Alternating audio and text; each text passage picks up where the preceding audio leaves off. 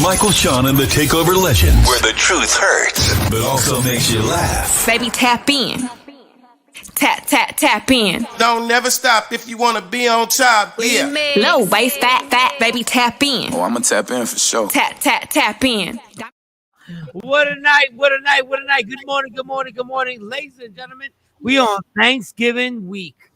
It's going down. Michael, Shawn, and the Takeover Legends. Make sure everybody turn down your phones. That might have been me. Turn down the phone. Shawnee Scott J Blizzy. Sexy Mo will be on here hopefully at 7:30. Who gonna tell me how the night was last night before I top it? Oh, Who gonna tell me how? You ain't topping my night. You'll top mine. You go first and Shawnee. I go Whoa. second. What happened? Shawnee, what happened? Last night, nothing.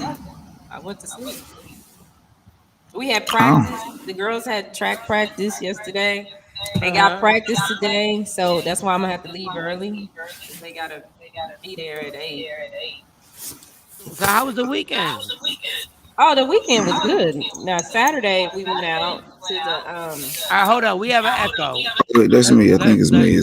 Okay. Yeah, we have a we went to the Dallas Millennial Gala. That was really nice. How was it? Yeah. To raise money for STEM activities for students here in Dallas, STEM, science, technology, engineering, and mathematics. So yeah, it was nice. We got to dress up and, watch white people get drunk and dance. You wasn't at the margarita ball? No, I didn't go to the margarita ball. I was at the Dallas Millennium Gala. All right, so how many white people? A lot of white people, hundreds, or just like? Yeah, it was a lot. It was mixed. It was half black, half white. A guy named Noble. I think that he's Nigerian. Well, I think he was born here, but his parents are Nigerian, I believe. Right. And he puts this together to raise money for STEM activities. And one of the big recipients was Big Thought, which is a group that provides activities for young men, grades 10 and up. So wow, excellent. Mm-hmm. You were by yourself, or you were with the girls, or I was with a group. So David Williams, the VP from AT&T, right. His table. He invited us out. Good stuff. So, yeah, we were at his table. Me and my best friends, friend and Jackie went. Yeah.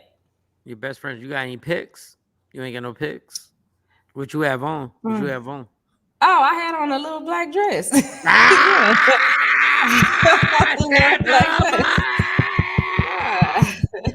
I can't say it the way y'all women say it. Yeah. Bitch! What?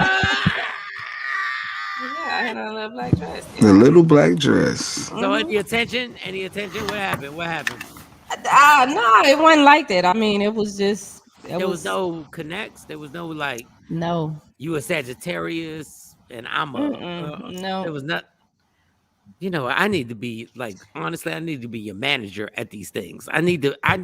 God. But it was so many women. It's like that's one of them things. Like even if I was in a relationship, I wouldn't have took nobody with me because. Why you gonna bring sand to the beach? And the same thing for like a dude. Like the women were there. Everybody looked nice. They had on their long ball gowns. A lot of women had to split all the way up, so they, stuff was out. But Shawnee, you don't be noticing. Remember what was the last spot we were at when it was the black panel, the panel I was on? The men's brunch. So yeah. And Jermaine was there. The guy that was on the panel with you. He sat at the table with us. But Jermaine was funny. Yeah. But as I was standing next to you, there were a lot of looks. But they don't say nothing. But if they don't say nothing. No, but what I'm saying, that's why I gotta walk away because they were like, oh, okay. Like we took pictures together. We was like, well, maybe they couldn't figure out if we were with the people because it was one guy at the table that had a date. So, you knew they were together because they were dancing together. But I guess with the rest of us, they really couldn't tell because we were just all kind of hanging out and we all took pictures together. Everybody took pictures with each other. So Squeeze said Shawnee was networking and fishing. Yeah, no, she wasn't. No, she doesn't. Real men. I wasn't fishing.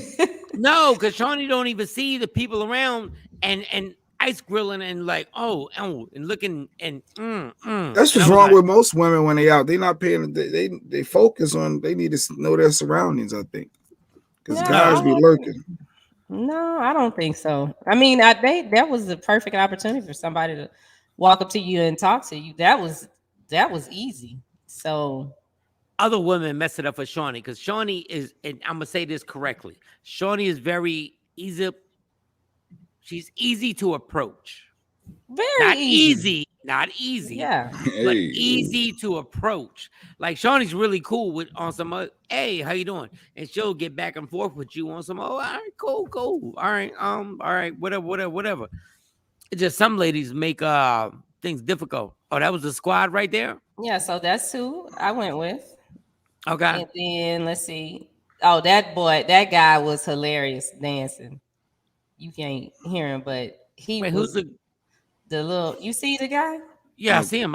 He is typical. so Yeah. so y'all He put was. cocaine out. Everybody got cocaine at this. I don't know, but he was all over it, boy.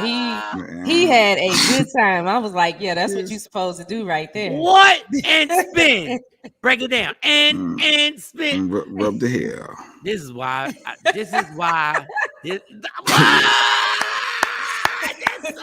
That be you, Mike? That be you on the dance floor? No. Oh my Man, look God. at these. Look at them. This is a group of white boys. I can't remember what. Oh, dripping and finesse. That's what they were playing. Bruno Mars. Dog, you just you gotta understand. You gotta understand. We too cool for the room. Yeah, this for that. Is what I'm absolutely. talking about. That we always act too cool for the room. This is what they say. Having fun. Well, we did have fun. Oh, wait. Keep that picture right there, Shawnee. He started out real ratchet. Like we was out there on it. He was playing Slim Thug. He was playing everything. And then he had to switch it up. You know, it was kind of like a DJ Shawnee. On the cruise ship. So. Okay. So that's me and my best friend since 3rd grade. Okay. I see them lips. Okay, girl. Okay. All right. And then, of course, that's me and Jackie. And the lips stayed consistent. Okay. Yeah, that's all right. At the table. Keep it moving. And then that's me and David. Yeah. Oh, that's the AT&T. We had him on. Yes, David. Yeah, that's David. Yeah. And then let me see. I got a picture of us at the table. This is all of us at the table. And that picture didn't come out good, but take that. Well, it's not all of us because there's some other people on the other side. No, you look good. You look good, Shawnee. You look good. Yeah, she did the TikTok. You know how they do the TikTok when you look busted and then you zoom in on the camera and you come back and she's like done all up and glamorous. I was like, go ahead, Shawnee. Yeah. So we had fun. No, you look good. You look good. You look good. Do you have any you got one pick, just you? You got one pick? That is just me? Full body? Just full body? Well, let me see. The TikTok. I know you do. That's it. I know you got one. No, the only one I did was the TikTok, and my daughter, Carly, put all that together. Put that one up again. Let's see. Where is it? Shaquisa asked, was David married? I guess. Wait, no, he's not married. Wait, I think Shaquisa married. Yeah, she's married, but yo, Shawnee got super TikTok. Can y'all hear that? Yeah. You acting like an old Well, you probably right. Let me look up in the closet, see what I can wear. And what? Bank account, let me see what I can spell. Baby might trip, but you don't never go out. He been out all year. What? You gon' get a bitch beat up. Child, please. What time we gon' meet up? Here it goes. Going down. TikTok. You my dog and I love you. Hold on, let me try to hit this mama. Bam. Pause it. There she go. Have it right there. No. I can't pause it. You can't pause it on TikTok. First of all, I'm gonna tell you what. I was watching this, and I'm at home with the family. And I was like, and I was sitting there going, "Let that towel fall. Let that towel fall. It's gonna be a problem." Let that towel. That's all that towel needed. All that towel needed was a little, just go down a little bit. I was like, all right, Shawnee, keep playing, because if a nipple tap the mic, I'm gonna be like, hey. That's Auntie Shawnee. What y'all want me to do? I'm not supposed to look. Yeah, Mike said he's gonna look.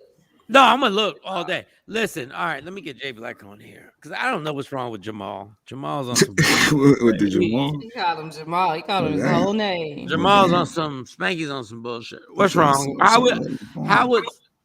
What is wrong with you today? See What's my going phone on? acting up. You hear No, that? it's not. It's not. I There's a hear whole echo different. with my phone. No, there's no echo. We don't hear echo anymore. Oh, you don't hear no more? Mm-mm. All right. So No. how was yesterday? How'd everything go? Yesterday was cool. Yesterday was Sunday. Then before that was Saturday. And then before that was Friday. So did your Eagles win? Eagles won dominant victory, 40 burger. That means they put up 40 plus points. So yes, that was a really good football game. Yes, there was a lot of great games last night and yesterday. So yeah, it was all Sunday. Honestly, on Sundays, I don't like to be bothered. I just like to. Why were you late? Why were you late? Watch Why football. were you late? Why were you late? Because I woke up and then didn't go back. See, Mike, this is the thing. Sometimes when I wake up in the middle of the night, I can't go right back to sleep. No, I can't go back to sleep. So you stay up for a little bit. You're playing around, you surfing, looking at emails, you're checking social media, whatever it is, and then you eventually not. Did back you off. start shit last night? And that's what happened. No, nothing. So why do you sound so crazy today? Because I'm just you sound tired. like you high or you drunk or something. No, I'm just legit not eating mushrooms. Something. You sound I'm wrong. You sound like the little Asian boy looked on the floor. Because I was like you was causing problems. That's what. No drama in the house in the household. None whatsoever. I was all good. All good. Like legit. I mean, outside of her, because the Secresa only fed me bacon on Sunday. Sunday was my treat day for bacon, so I was excited for that because I haven't been eating bacon since the whole Secresa blood breakdown. So we was trying something different with the pork. So that was something. But eating mushrooms, I don't get to eat mushrooms. 5 years old. He's like, oh, God. All right. He's drinking water. It was like a treat. It was a treat to finally get some bacon. I enjoyed it. Jesus. So anyway. All right, let's talk about let's hear about you tonight. Yeah, let's talk about you because I saw pictures on Instagram and I was like, oh, we're gonna have a nice guest on the show. We may soon. So I was sitting at the house. Did you get the number? Updated number. I'm gonna let you know that my numbers worked last night. Oh, okay. So everybody turned down their echo. That's Jay Black. That's Jay Bizzle. I don't know what's wrong with Jay. Something wrong with my phone. Like Jay, can you just wake up and be regular, dog? Like just be regular. He just don't want to be on IG. Yeah. He just be regular. Okay, so I'm watching football yesterday. I'm watching the games. You know, me and Jay bet on the games, and I'm betting. I got DraftKings, and it's popping. Bab. And then I'm getting ready for the Sunday night game. And I'm like, oh, damn, Sunday night game. So I'm scrolling on Instagram, and it says Kevin Hart is going to be in Philly at the Punchline trying new material. Now, this is different.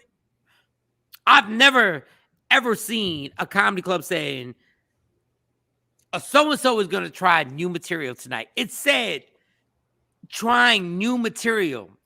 And I was sitting there, I was like this. I had socks, had my shorts, and I was like, socks and shorts. No, I had my socks and shorts. I had my snacks, the whole thing. And I was like, something's telling me to go.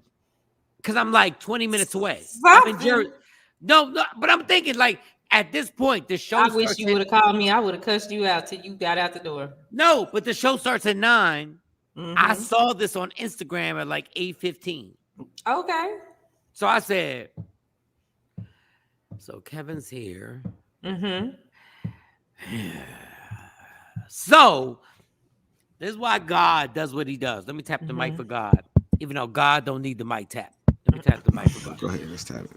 So I went and I took a shower. And I was taking my time. I said, I'm going to go. Like, F it. Now, mind you, I'm back in Philly. I'm nobody in Philly. Like, I don't have any pull to get into this comedy club. But I said, I'm going to go. So I drive over there. It's so crazy that with construction, as long as I rocked in Philly, I literally had to use my GPS to get through construction over the Betsy Ross Bridge. So I'm like, lots. For those who know the Betsy Ross, it's a bridge. Don't worry about it. So I get there, and I'm like, I'm probably not gonna find no parking. Shawnee, there's a spot directly in front of the club. Just for you. Dog, I'm not even lying. I'm not making this up. So I'm like, yo, I ain't parallel parking in a minute. So I parallel park, boom, bap. I get into parallel park, and then I already know what's about to happen. They're gonna break my face. I already know. So I go to the punchline. I go right there. I already know it's sold out. I said, hey, I don't mind paying for a ticket, but I am a comedian. They were like this. They were like, ma'am, so you are, and I said, Michael Shawn. Huh? Well, we're sold out. So I called Jay Black. Jay Black's like, yo, call his manager and call this and call that. And I'm sitting out front, and his manager comes out. Now, you would think right now, this is the moment where everything clicks. I'm on the phone with Jay Black. I see his manager, but I don't know if it's him, and I got my mask on. I'm like, so he can't see you from before with the mask. Go ahead. He can't really see me. And I'm like, I think that's Wayne. And then he walks away. I'm like, Wayne. And he keeps walking. And come to find out, that's Kevin's manager, who I've known for like 15 years from Philly. And I'm like, all right, I'm going to go home. I'm like, and Jay's like, yo, you tried. And I was like, yeah, I'm not getting in. I missed my opportunity. God put Wayne right there, and I missed it. That was my bad. I ain't even got a blackened mouth to smoke so I can chill. So they playing me in the front door. Not because they being mean, because I ain't shit here. I'm not. Well, it's been about eight years or so. 8 years. It's been about 13 years since I've been here. Yeah, 13 years. Yeah, facts. Yeah. So I get in the car, and I'm like, I'm talking to Jay. Jay's like, yeah. And normally Y'all should have called me. Y'all should have called me. Okay. Well, this is what happened. So Jay's like, I'm like, dog, I'm going to see if I have the patience to stand out here, because I'll wait. And then I went to the back, and I saw the back door. I said, I'll wait till they come out and whatever. So Jay Black's like, well, normally, because, Jay Black's an asshole. He goes, normally you would just leave. And I'm like, dog, but I'm here. He was like, you would just leave and just give up and shit like that. I'm like, dog, you home in the comfort of your own, you home chilling. So I'm like, all right, since you want to play with me, I'm texting every number. I'm gonna text 2 Ray from Philly. I'm gonna text Keith from the block. I text everybody.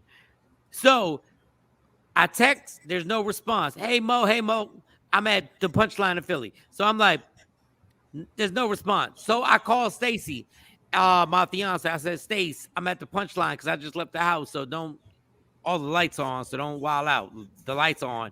And she's on speakerphone. I'm like, yeah, I'm trying to get in the punchline, but nobody know me. They don't know me right now, but they will in a minute. And she was like, oh, and Monty and the girls. And I'm like, I'm trying to text everybody. No. I said, I think I should text people to see if I can get in. And my girls, Amani, Akela, and all, I'm like, text everybody. Text everybody. Right. That's right. Every phone number you got. If you know, I say, but I got like 7 numbers for Kevin Hart. They're like, text every number for Kevin Hart, Dad. Text every number. I was like, God. So I text every number. I text Kev's manager. And next thing you know, I'm looking. My parking spot is so crazy. I'm right in front of the club. I see Wayne. No. I get out the parking spot. I'm like, I give up. As I drive, Wayne, Kevin Hart's manager, is right in the front. And I roll the window down. And I go, Wayne. He was like, dog, I saw you on the phone. I asked you if you were okay.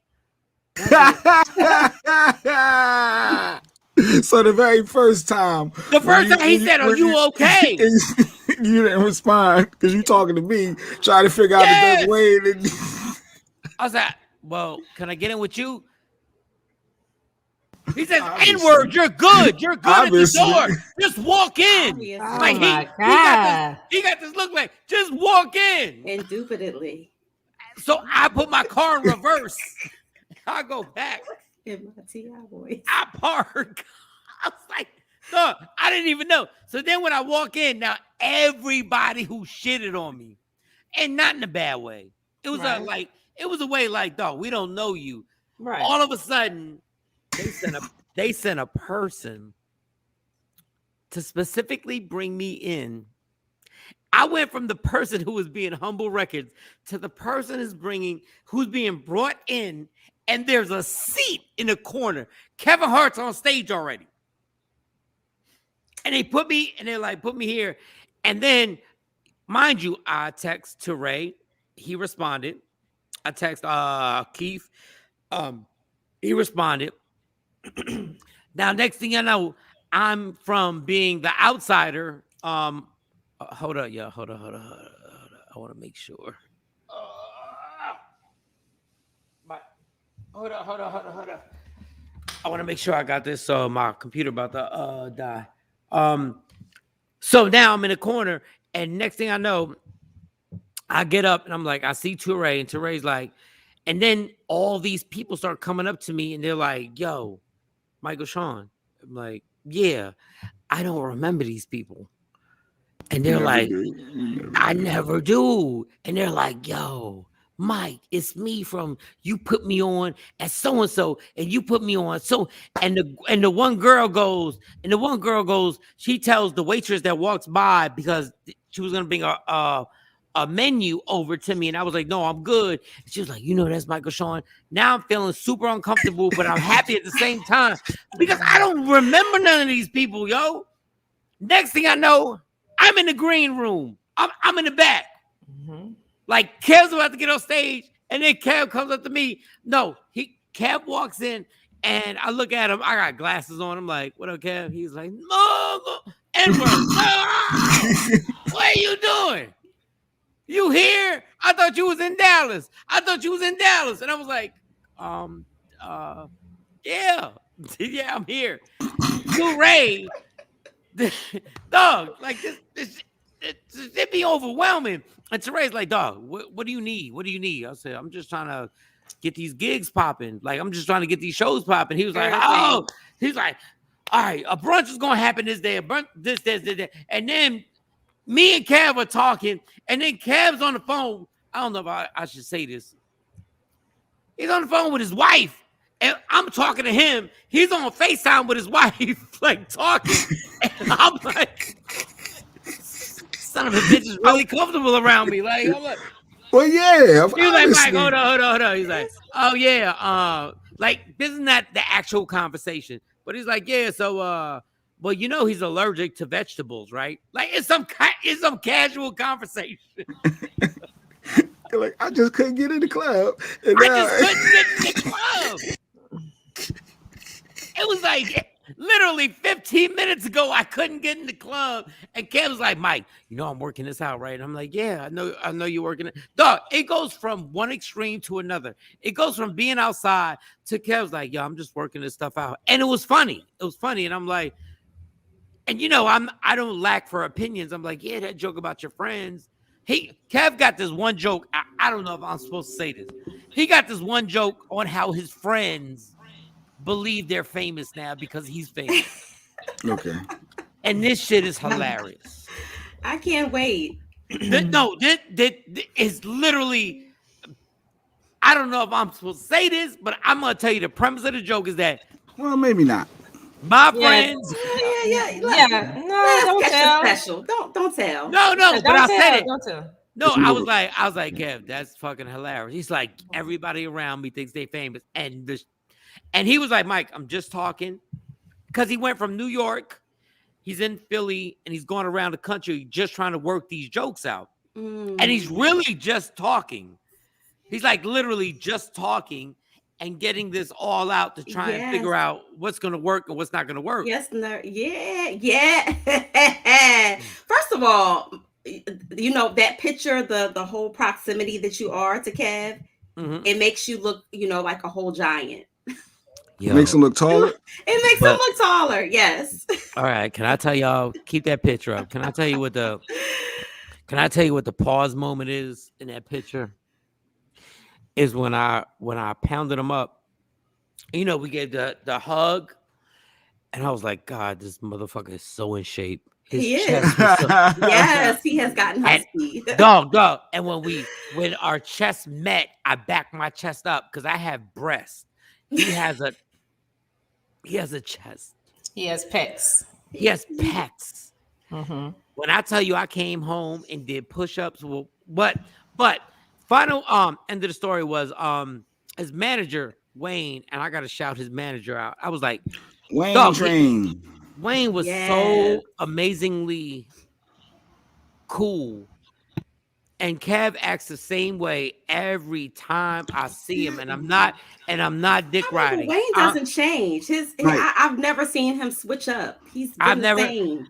I've seen Kev and Wayne now in the last 10 years in like 7 different spots. And when I tell you, I text Wayne, the manager, and I told Jay I'm gonna text him. He's not gonna call me back. I could just come through this box and shake Mike because we have had these conversations before about the people in his phone and who he needs to call. And here we are 3 months later, and he. Okay, no, Mike, you do underestimate yourself, though. I mean, Spank even told you from the Plastic Cup Boys, Mike, you've been official for a long time. We got relationships with all these people for a long time. You put Kev in so many gigs before he popped. Like he always owes you, says he owes you. He might Kanye you one time and say, look, you put me down. Let me see you these 50. You know, whatever. You get what I'm saying? Like Kev always looked out. So Takeover Legends, let me finish the story. Mm-hmm. So I'm talking to Kev, and I'm like, Kev, got the morning show. He's like, what happened in Dallas? I tell him the truth. We're not going to get into the whole thing. I tell him this is what happened. And Wayne is next to him. I said, Wayne, I know you got that Sirius satellite thing going on. We just want, I have the morning show. I have it. If there's one thing you can question, if you want to question my comedy, you can question my comedy. You can't question the morning show situation. He said, you got a morning show? I said, yeah. And he said, call me on Tuesday. That's all I'm saying. You better call on Tuesday. What time you supposed to call so I can make sure I call you? So you call. What time you supposed to call, Mike? No. That's right. I mean, they're going to be in the West Coast, so I'm going to call. At what time? I'm going to call. It'll probably be like 3:00 our time. Okay. So we're 3. So 2:00. 1:55. I'll be calling you.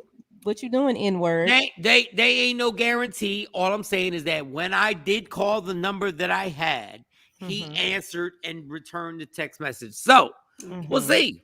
We'll see what happens. Okay, I think I need to fly to Philly to stand on top of Mike Shawn.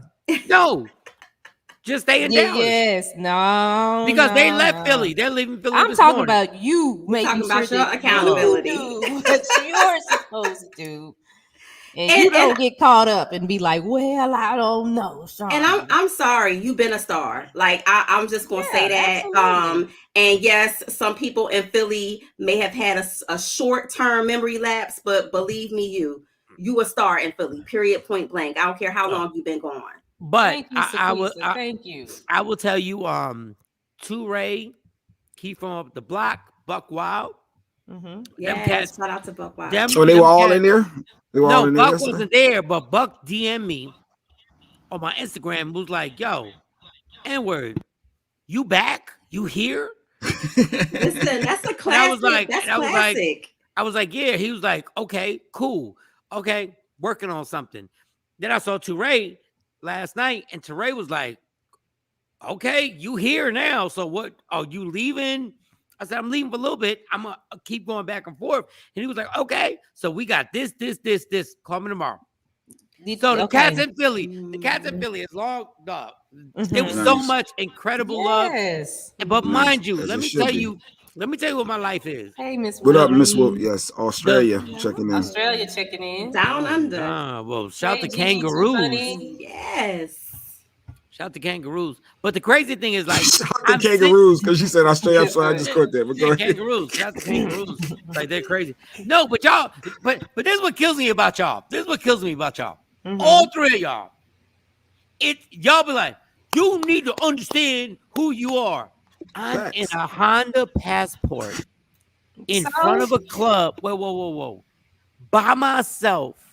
and I get out the car, I park, and I got to do this. Hey, I'm Michael Shawn, right? And they were looking at me like, oh, and that's because now, mind you, like, you got two first I names. need tons of credit, because I was like, I said, you know what? Shawn Michael or Michael Shawn? Yeah, Shawn Michael, or is that Michael? Is that with an Is that the A? wrestler or is that Don't know who exact. But the funny thing is, when I was talking on the phone with Jay Black and we missed Wayne, the girl was sitting there and I said, Jay, if I had to black him out, at least I had to black him out. Like, I could just chill and just wait. And the girl was like, God damn, that's crazy, because I got to black him out. She smoked it in front of me. You know, COVID. I would share, but COVID.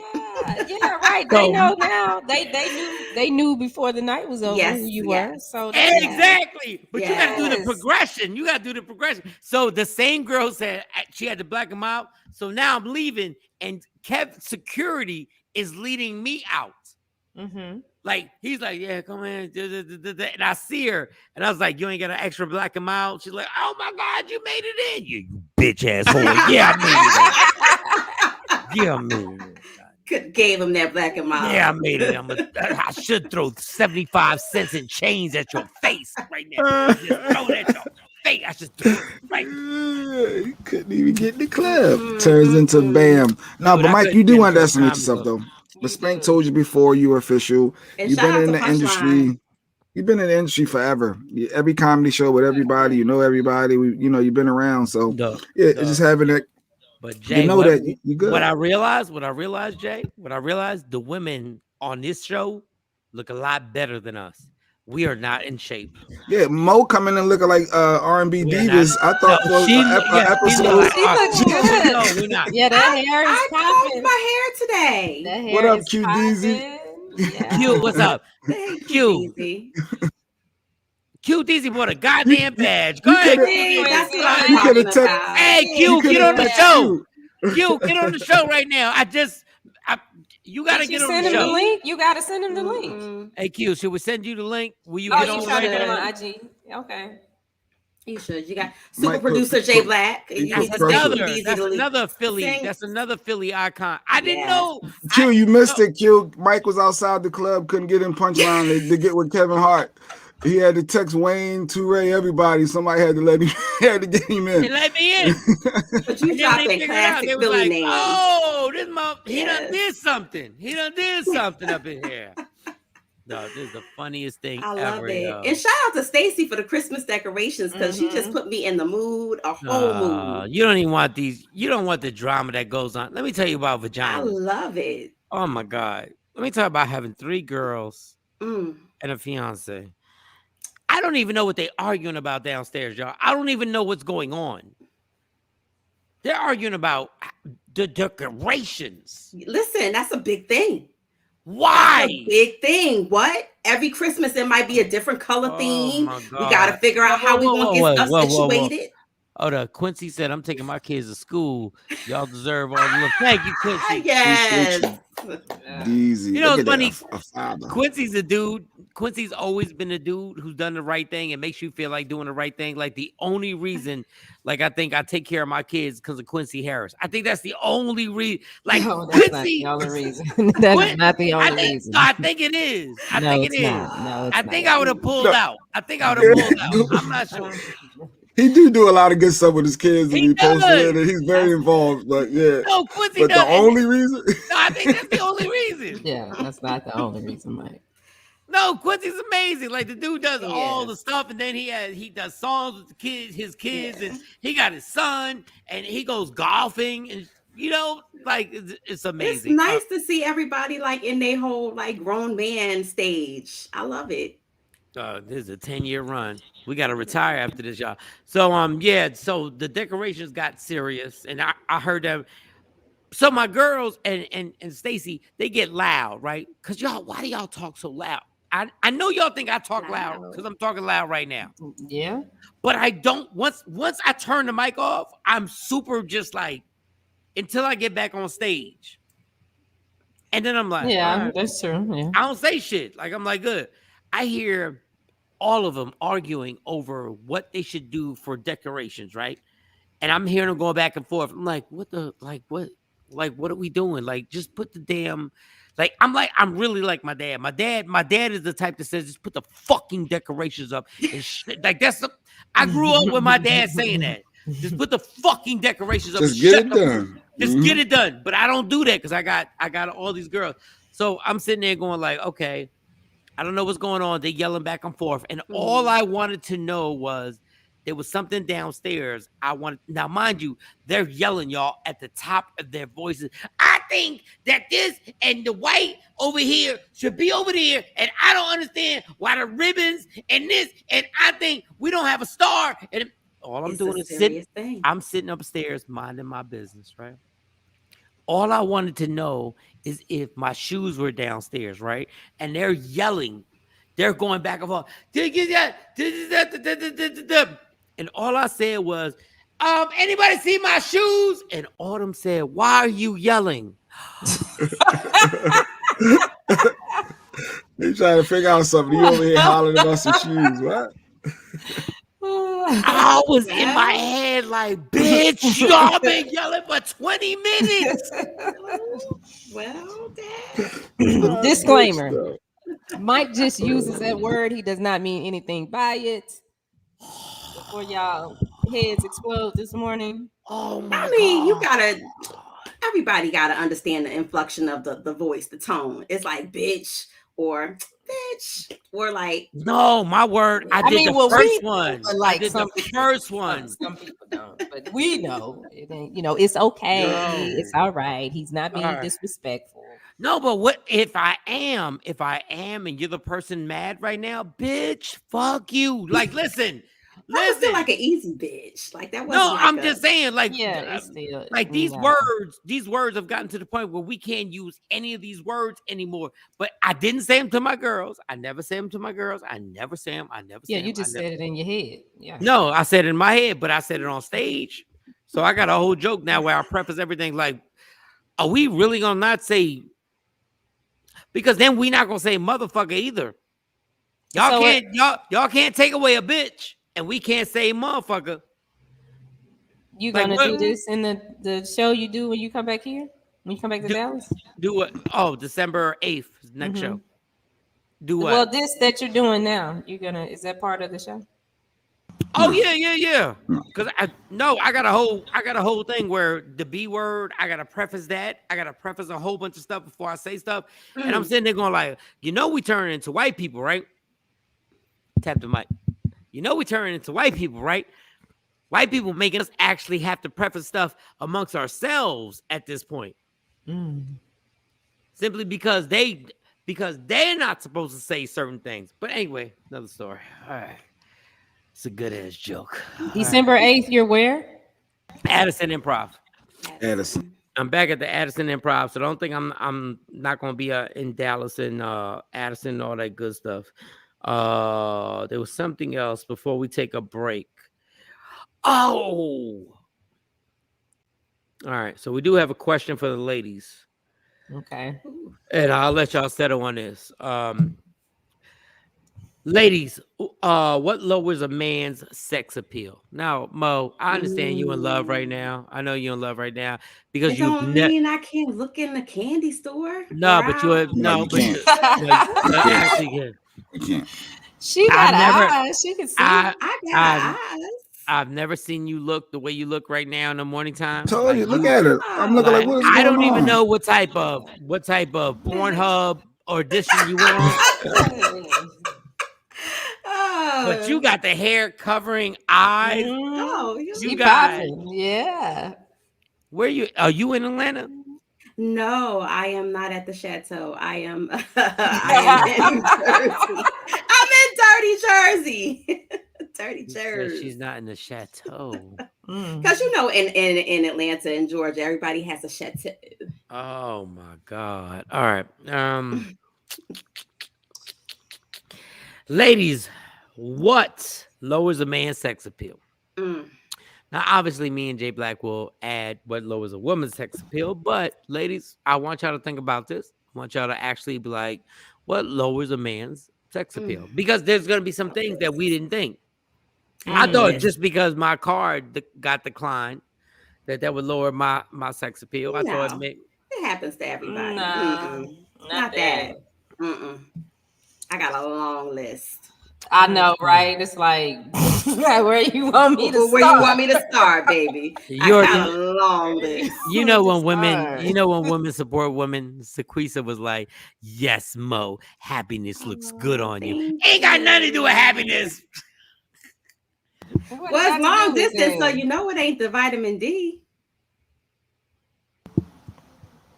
I'm looking at your hair. Like, you really look nice. You look. Yeah, like her hair. Good. That's why I say.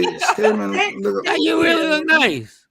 She does. Yeah. I used to look before I was getting up at 5 and 6 in the morning. No, you always look nice, but you got a little sexy. Like, I might turn down the lights and grab lotion. Like, it's crazy. Like, it's crazy. I was gonna ask, when does her single drop? I feel like she got an album or something about to drop. That's what she looked like to me. Good. Listen, yeah, you popping this morning. I might have to re-release that single. Oh damn! She dropped down off my. Hold on, send a link. I'll send you a request for IG. Mo. She hadn't been on there. She hasn't. No, you didn't let me inside the club, so we gotta get this brown skin Aaliyah on here. The brown skin Aaliyah. We gotta get on here. Oh, want a million. Let's see if you let me back inside the club. I'm gonna try again. All right. But what lowers a man's sex appeal, though? That's interesting for a female perspective. That's the question. But the question is, how irresponsible are we that nobody watched the American Music Awards last night? Wrong. I did. I listened to my best friend watch it, so she told me some of the stuff. What type of lesbian? I didn't realize Soul Train was on there. I listened to her because I was on the phone. I was putting groceries up, and so Soul Train was on. American Music Awards was on. Cardi B was hosting. And the one she hosted the American Music Awards. Yeah. And then they had what's the flamboyant dude? The gay dude. That Billy Porter. Yeah, Billy Porter had looking like Little Richard came out there. Did he was over the top. Why was he over the top? Oh, and Stacey said there was a reason why Stacey was going to be on here. What was the reason, Stace? Good morning, Stace. There was a reason why Stacey was going to be on here. There was something. Like your Stacey says she's going to come on? Yeah, my Stacey on Instagram. She was like, there's a reason I'm going on there. And it was I forgot because sometimes I don't listen. Sorry. Well, at least you admitted that. It's good. I mean, sometimes there's a lot to listen. There are vaginas and ovaries all over my house. At some point, I shut off. But there was a reason. Stacey said, I'm going to watch because of this, this, and this. I'm trying to remember what the hell she was talking about. All right, so American Music Awards. Let me see if Stacey can put this comment on here. Let's see what she's talking about. It was something. She was like, I'm going to watch because of this. And I forgot. A particular performance? I don't know. There was something she was about to tell me. She did tell me. Like, we woke up this morning and she was like, yeah, I'm gonna watch because of this. Only probably because of No Edition. That was the only thing for AMAs that stood out to me. Oh, New Edition and Backstreet Boys. They had or was it NSYNC? One of them. New Edition. No. It was none of the white boys you just said. It was other white boys on the block. New Kids on the Block. Yeah, didn't they have like a battle or something? They all the same to Shiny. Yeah, they all the same. We all the same to them. The boy band. Maybe that's all together. I believe it was New Edition all together. And it's funny because she's like a groupie over New Edition. Like, she's super. Like, she's such a groupie over New Edition. When I worked at Hot 97, I think it was Ralph Tresvant was there, and I called her and I said, "Talk to Ralph Tresvant." She was all excited, and it's funny because I'm an insecure person, but I know I look better than everybody in New Edition. Yeah, but you have to understand something from the childhood. Like Ralph Tresvant was everybody's husband. I don't care. I know I look better than Ralph Tresvant. Well, and you don't have the same issues that Ralph has, so you're good. I know I look better than. What issues Ralph has? Ricky. Issues. Oh. What is Ralph's issues? What? Is he sickly? You can look at him. And He see looks what sickly a issues little he bit, has. right? A little bit. I wasn't sure. Shawnee trying to take. She's trying to say he took it in the butt. That's what you trying No, to say. that's not. Oh, No, that no, no, no, no, issue? no, no, no. Then That's what not is I'm it? saying. Look at him. Shit, you can What? see tell there's written all over his face what his issue is. He might have smoked a little bit of crack. Okay, Allegedly. thank you. No, allegedly. It was no. social crack. It wasn't like Whatever. You It was can like look ha- at him. it wasn't like Yeah. deep crack. It was like happy hour crack. It wasn't no crazy crack. Mhm. All these Sprinkle. stabs are allegedly. He probably smoked a blunt that was laced with it. No big deal. A No couple big of deal. them. Yeah. It was no big No, deal. Like, stop. no. Stacy Mitchell said Ronnie is her husband for life. Any for life. Ronnie is her dude. And Ronnie's probably like, but Ronnie still don't look like, stop. Ronnie's whatever. Pause. His face still look fresh. No, Ronnie does look young. He does look young. He does look young. Right. Ronnie looks like the one who does yoga and like he drinks He a have lot to of do water. whatever he got to do whatever his wife tell him to do. No, that's you just trying to make yourself feel better. No, I'm not. Whatever she tell him to do, that's what he gonna do. Ronnie's staying young because he already know what it is. like Yeah, because his wife is like 10, 12 years younger than him. He got to stay young. He look like he got a curfew, like he got to be in the house by a certain time. Like, yeah, but once you actually grab one of these young chicks and you realize you done shut down their future, their whole future is based on you. So I'm doing this for me. Like, understand, like I done gripped you up. You ain't go to school. You should have went to school. You was gonna be a lawyer, and now you're just gonna be my wife. Well, I mean, she is. But you perky. Out and did some stuff. She did some reality stuff TV stuff. I mean, and brought him in on it. She kind of helped him come back out too. The family what in the y'all funny? She keeping the family relevant. I'm young. He wanted to be a part of it. He was okay with getting on there acting like the rest of them house husbands. He wanted to be a part of what? What was it? The Real Housewives of Atlanta that they were on? Yeah. This dude is part of an iconic group, and he got on and was all up in there. He was just like Peter, just all up in everybody's business. Sonny, if you ever in your life say Ronnie from a group that is iconic is like Peter, see y'all with this. I'm not saying that he was cheating on her.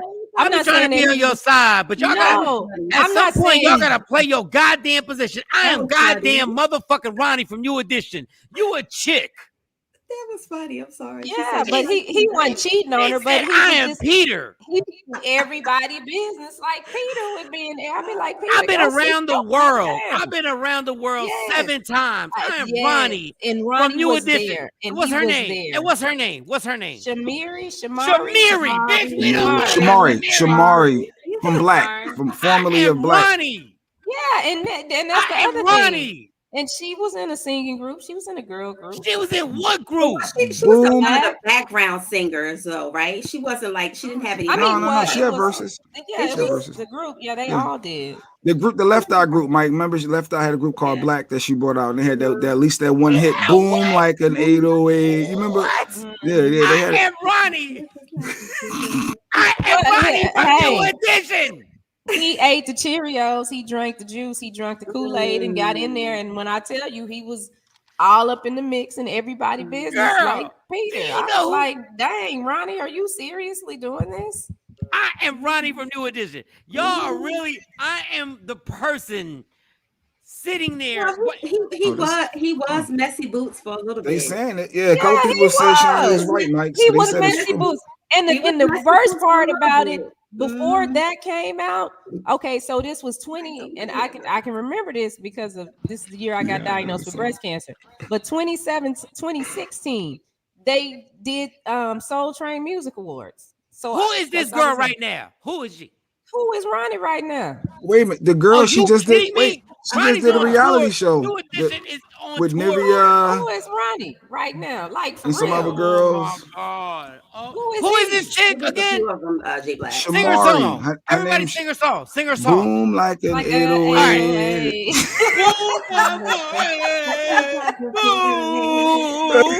DJ play the song. Oh, you What's can't that? play What, the song. what is the chick's second song? What's the second song? Oh yeah. I don't Boom, know. boom, whoa, I don't know. Well, what's the song by Ronnie? The only thing he do is rap on what's the song? Poison. What lyrics he singing? No, Ronnie has some moments, and Johnny. he had way more moments in multiple Wait, songs. Jay.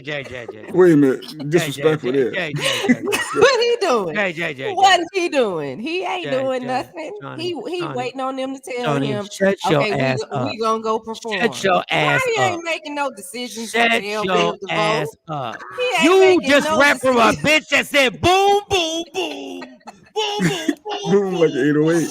Boom like an 808. Like 808. Yeah, she's good. Uh-oh, somebody's here.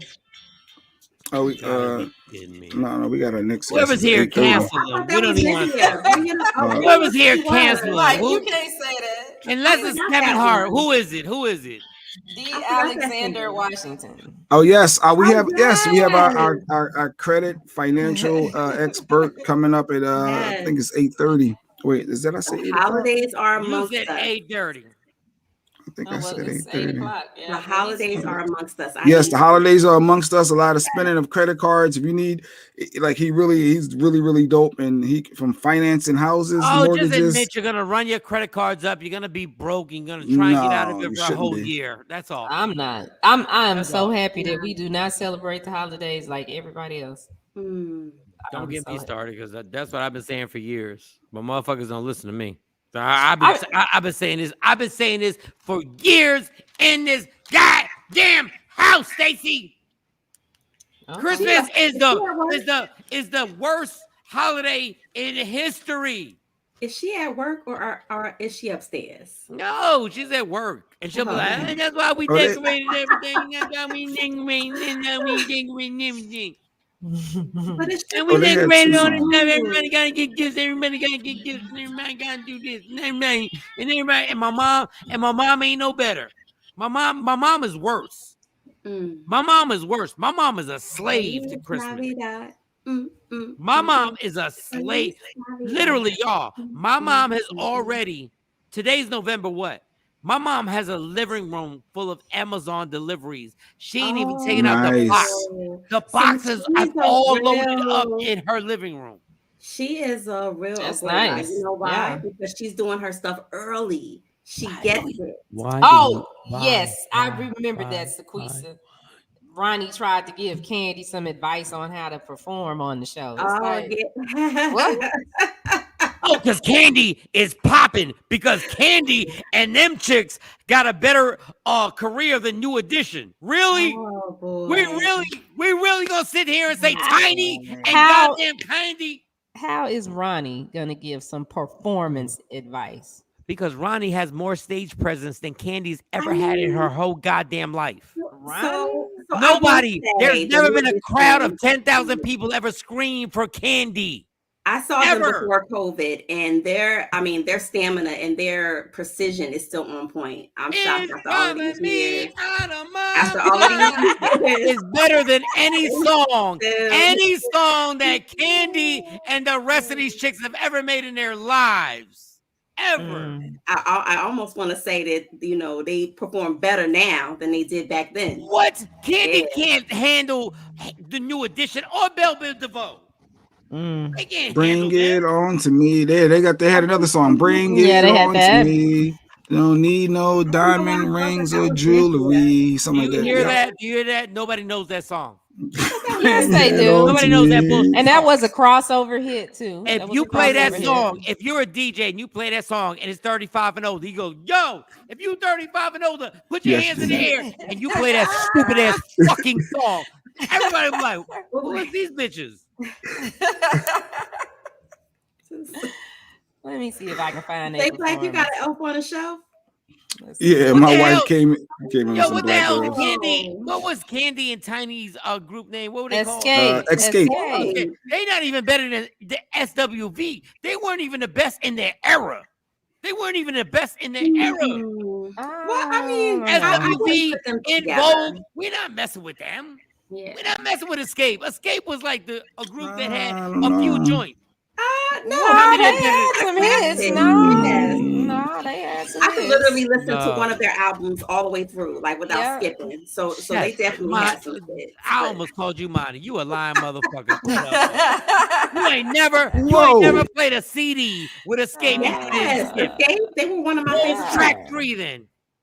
He's talking about what's track 3. Can't What was nobody track remember 3? that off the top of Since we their gonna lie head, today. Mike. Since we gonna lie today. Just play the song and I'll sing it. They don't even have 5 hits. Yes, they Tonight. do. Mike, you're bugging. If you just said Escape doesn't have And go. Escape. You're bugging. Go. Yes. Since I'm bugging, Jay, give me they 5 hits. Listen at him. Don't Google, motherfucker. Don't Google. Oh, wait. Nobody remember all that. Everybody, look, a New Edition. We'll name New Edition's 5 hits. Come on. Give me the Escape 5 hits, y'all. Play them, J Black. Yeah, exactly. Yes.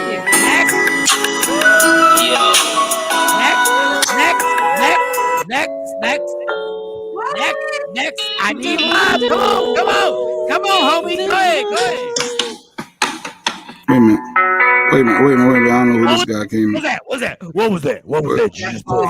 What the fuck was that you just played, motherfucker? What was that? You gonna tell me on the verses on track 3? We don't know what the fuck you just played? What was that? It's a group called. It's a different. It's a group called what? We need better songs. There's a group called We Need Better Songs. Y'all comparing these motherfuckers to New Edition. Yes. Who can I run And to? then they got the song with Mariah Carey. They got the song with Mariah Carey. Jay Black is stolen and can't find it. No. The only reason I don't embarrass y'all because I got people on Instagram Live. Like I want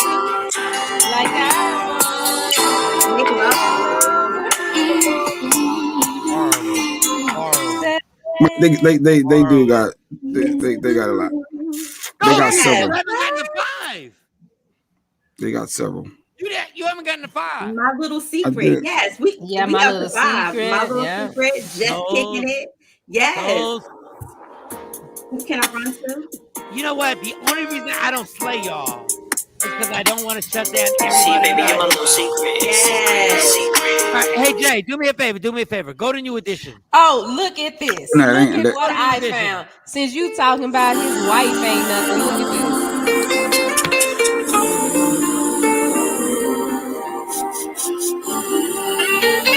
It's called The Softest Place on Earth. Yes. Mike, you heard of that song? On Earth. You know what that is? Look, he's even repping. He's even repping his wife. Look at this. I can't make you stay. I'm sorry. Go ahead. They got joints, Mike. I ain't even gonna front. A whole bunch of joints. None of them songs. So Everything y'all played, Ronnie, none of them were hits. You see him repping his wife's group.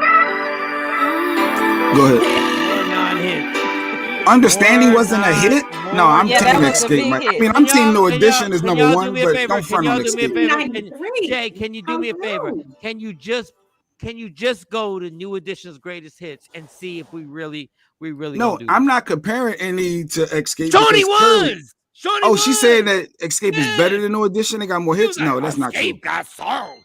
No, Escape does have songs. No, that's not what I said. See, you done got it all twisted up. I said, how can Ronnie give Candy performance advice? That's because his group. I never said that Escape his was a group bigger was group bigger than hers. But his that don't group matter was because your group is bigger. Doesn't mean that Johnny, you can when actually was give Candy advice. when was Candy a great performer? Please tell me. Please tell me when Candy Candy was a great performer. She's been a great performer. She is a great performer. She's a great songwriter. Tiny songwriter. Wait.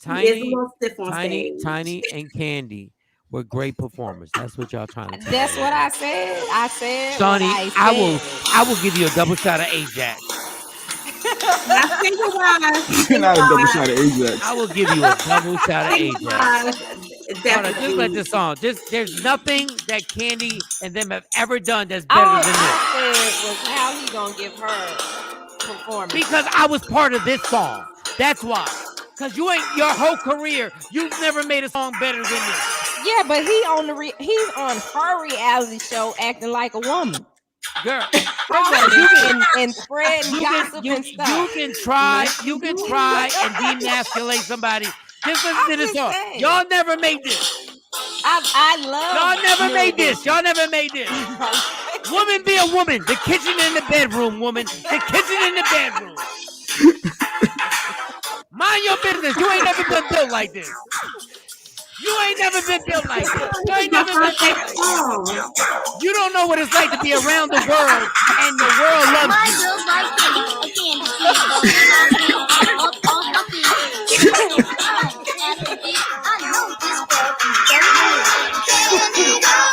I was 12 years old and I made a song better than all y'all bitches.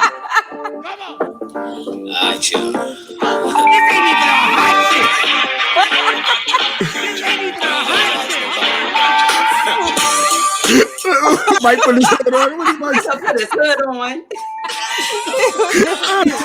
This is all weak shit. Don't stop. We got more. We got more. Don't play me. I put my goddamn heat. The hell? Oh. You know what that is. It is, yeah. Oh. Let me grab this saying microphone right right. now. Let me grab this microphone right now. A lot of babies made off of this. Oh God. Tell T.I. I said, fuck him too. Oh Y'all God. ain't never made a song. Y'all ain't never made No, a song can you like say this. the ring? This is Y'all different. never That's a different level. Put it to the microphone. This show will not be on YouTube. This show will not be on YouTube. This show will not. On a perfect day. What? Yeah. You could be sitting in a room with a chick you hate. He is spooning himself. He's spooning. Oh shit. I just made love to What's a this chick that one? I know they ran a train on. I don't care as long as that song's on. I'm still. This wasn't a major hit, but you know it, right? I'm That still in was a love big with you. song. That was a big song. Let me take my hood off. Let me take my hood off. It was a big song. Boys to Men. God. That was a big song. Listen. Shout out to Johnny Gill. Oh, Let me. Listen. Look. Shorty about to cry. Shorty about to cry. First concert. Shorty is about to cry in this shit.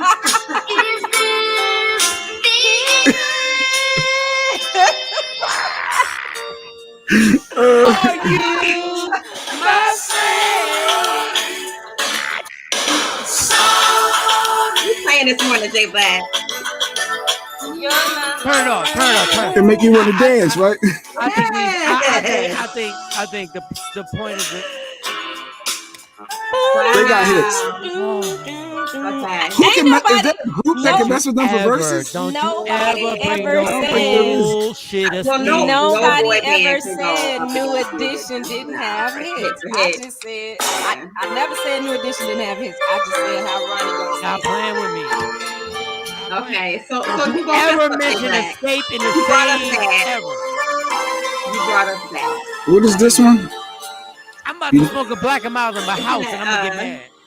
Stacey gonna get mad at me.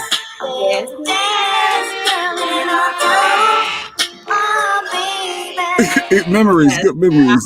All right, stop. All right, All let's right. Wow. You brought it back, J Black. Wow. Everybody had them dance moves. That's your moves, Mike. What? Y'all could have never. This one too. Hey, yeah, we ain't gonna be on YouTube, nah, for sure. Cut off. We done. They're gonna shut our whole show down. Y'all better never. Don't y'all ever. I totally forgot about all of those songs. Yeah, y'all. I did. I know what we did. I know we didn't forget. We didn't forget about the 4 hottest. Oh, come on. Stop playing. There's Ronnie right here. Yeah, he rapping. I never said. What was Candy doing on those 3 hits? What was Candy doing on those 3 hits? She was singing and writing. I never said Ronnie didn't rap. I never said that. Oh, you got that. All right. We can stop. We gotta take a break. Oh yeah. We got our financial expert. Yeah. Our credit guru. You He want to probably get your credit canceled. fixed? He was like, I can't believe the disrespect. He probably No. canceled. 8:30. We were 8:30. He was just getting set up. Yeah. Oh wow, Jay Black. You're taking me down memory lane. Mo got moist. Mo is moist. Right now. Mo almost moved the hair off her eye on his face. She almost moved it. She said, what? You lucky you young, Mo. You lucky you young. Yeah, they got joints. They got joints. I totally forgot about all of that. A little bit of love is all it takes. Yeah. Yes. Yeah, they got joints. I'm exhausted. I can't do Wait, they did the Bow Wow song? Who cares? Yeah. That's the Bow Wow Sierra, right? Yeah. Bow Wow Sample. It was a sample. Wow, they did. I didn't know that. All right, Mm-hmm. but all right, let's stop. All right, that was fun. That was All fun. right. A lot of good memories there.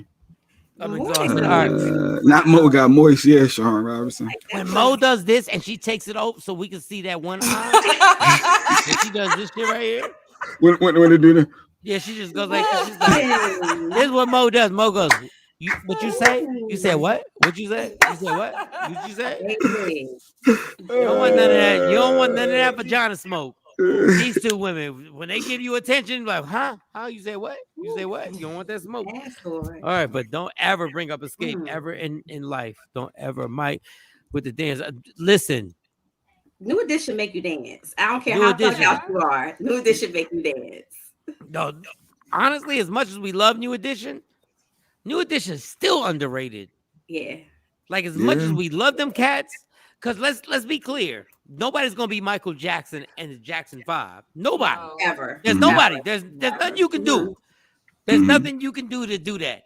True. But the closest ever groups. The closest, and think about it. The Jackson 5 vocally, a lot of people don't get it. They could all sing. New Edition did this based on limited talent vocally, other than Ralph Tresvant. Right. And Johnny, when Johnny Gill came in, when Johnny Gill jumped in, Johnny Gill was like Suge Knight. They brought Johnny Gill.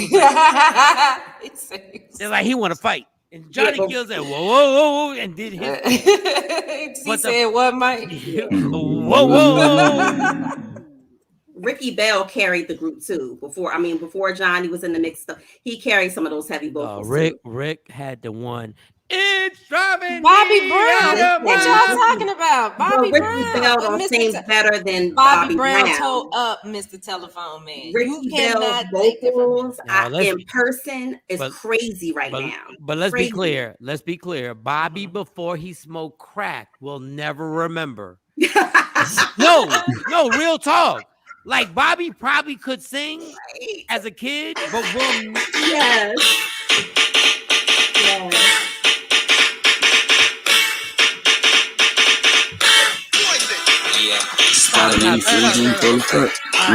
This show's never gonna be seen ever. I'm ready to stick with you. How about I will tell you this: the one guy who had business savvy, right? So before I say this, before I crack this joke. Okay, I got a video to show y'all. Michael Bivins is the most untalented person that's ever been on the group ever, but his business savvy was amazing. Where's the video? What video you got? I'm sorry, Tam X with one couldn't see you smile. Turn it off, Jay, because you get annoying. You never stop with that shit. You never stop. Like, dog. I'm already sweating like a dog. Like, stop. Okay, party. Let's see. All right, wait a minute. Who is that? That's Ricky. Ricky. There you go. Like, look at that. There's Ronnie. There's Ronnie. We're not going to be on YouTube ever. We're not going to. Everybody live, thank you for joining us. There's something wrong with There's an energy. All right, stop. Their energy is unmatched as a collective group. But you know, New Edition is one of those. But New Edition is see, one of I those had- groups that they will perform at stadiums and arenas, and then you will see them somewhere where it'd be like 500 people, and you'd be like they go from extremes. Like they are I seen them at the iconic. Dell before COVID. I seen them Yeah. at the Dell in I the seen them summertime. at the mall. I seen them at the full court. I seen them at the mall. I seen them at the Their mall. Like, vocals, and them steps still be crisp, to be on point. I don't know about their vocals, but yeah.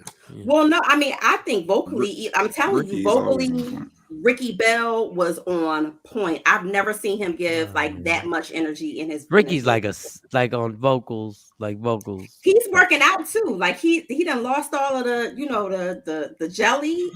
He another one that's Girl, if you don't put your hair back in your eye, if you don't put your hair back in your eye, if you don't put your hair right back in your eye. Action just said Boys and Men is better than New Edition in the verses. That's what Action just said. Did they do a verses? I don't remember. No, No? I No, don't they never remember did. verses. No, I think they're Okay. Boys and Men in New Edition. Let's be clear. If the mics are on and they have to perform their songs, they will have to let Johnny Gill sing every song. Yeah. Ricky did okay. Ricky could help. Let me tell you something. Ricky is a good high school dude singer who happened to be the guy who could carry a note. He is no one on Boys II Men. Oh well, okay. He's no one like on Boys II Men. vocals. Yeah, vocals. I don't know who would match up with Boys II Men. Now songs, but songs, Yeah, but song-wise, songs, yes, but Boys straight II Men, vocals. but Boys II Men can't mess with New Edition when it comes to songs. If we just gonna do songs, oh And no, we're not gonna do performance. And But performance. if we just turn the mics on and go like, let's sing, that's a whole nother beast. Nah. I'm trying to think. Is there a group that can sing with Boys II Men? Is there a group that can sing? I don't, because we lost groups. We in that era.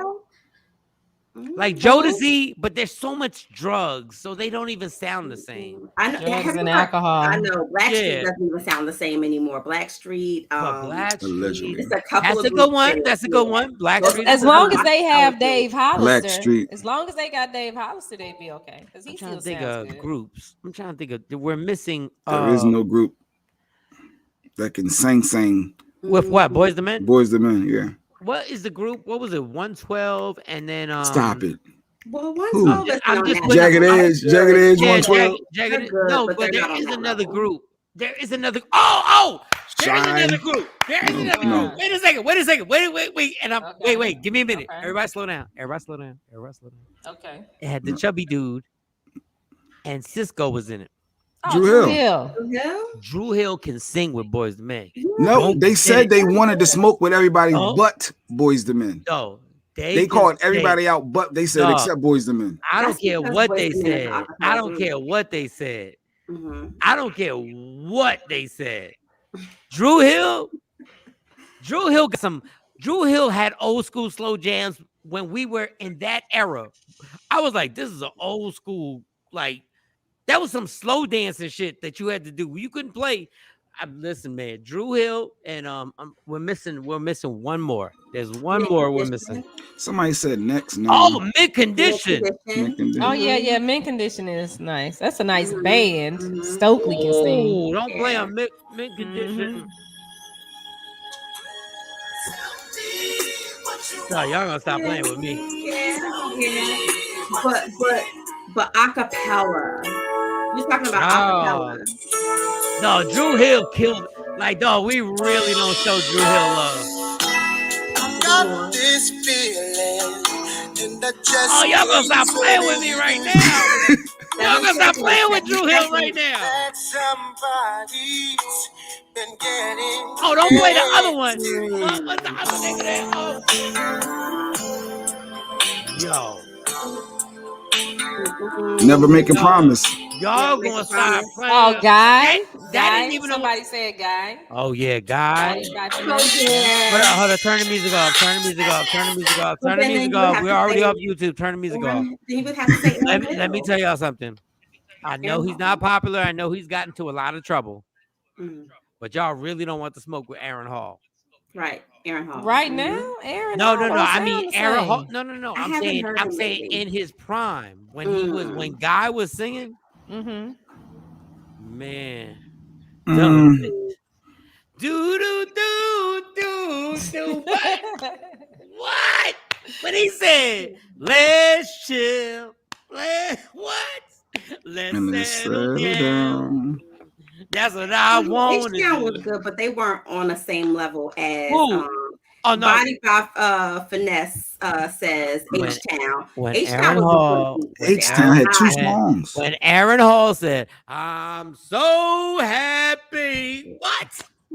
To have you here? He had thugs in Timberlands literally singing that. No, that's a rape song. Don't play that song. That's a race song. Don't be afraid. That's a rape. Yeah, that Be Afraid song. If you listen to the lyrics, it's a what? It's a rape song. Listen to his lyrics. The lyrics. Oh Lord. Listen to his lyrics. And that's exactly why I would stab you in your throat. Oh, I miss you. Yeah, I'm talking to you. Not women like that. I liked it a lot until I saw the video, and then I was like, all you need is Aaron can't do no verses though. He can't do a verses. I don't see 20. Aaron Hall. Aaron Hall does have 20 songs. What do you mean? But you got Guy. Nobody has to do 20. Yeah. Let's chill. No, whatever, man. All right, we got to go. Like you said, got to break. And then we come back with our guests. It'll be 8:30. Yeah, I'm gonna be gone when we come back. All right. Okay, so let me. Mama gotta go see the crossing guard. Do another TikTok in the towel. Girl, see if well, do another TikTok in the towel, Shawnee, and see if I don't kick you in your ankle. Do another goddamn TikTok in the towel and see if I don't kick you in your ankle. I enjoy Shawnee's TikToks. They out of school, but they got basketball practice today. She on the closet. Mm-hmm. Towel just lingering right here. Towel lingering right here. Titties right here. Towel right here. Oh God. She's just like this, taking stuff out the closet. I'm like, all right. Keep playing. Keep playing. All right. We'll take a break. We'll come next TikTok. I need you with a hoodie on. Body by Finesse says Color Me Bad. We forgot about them.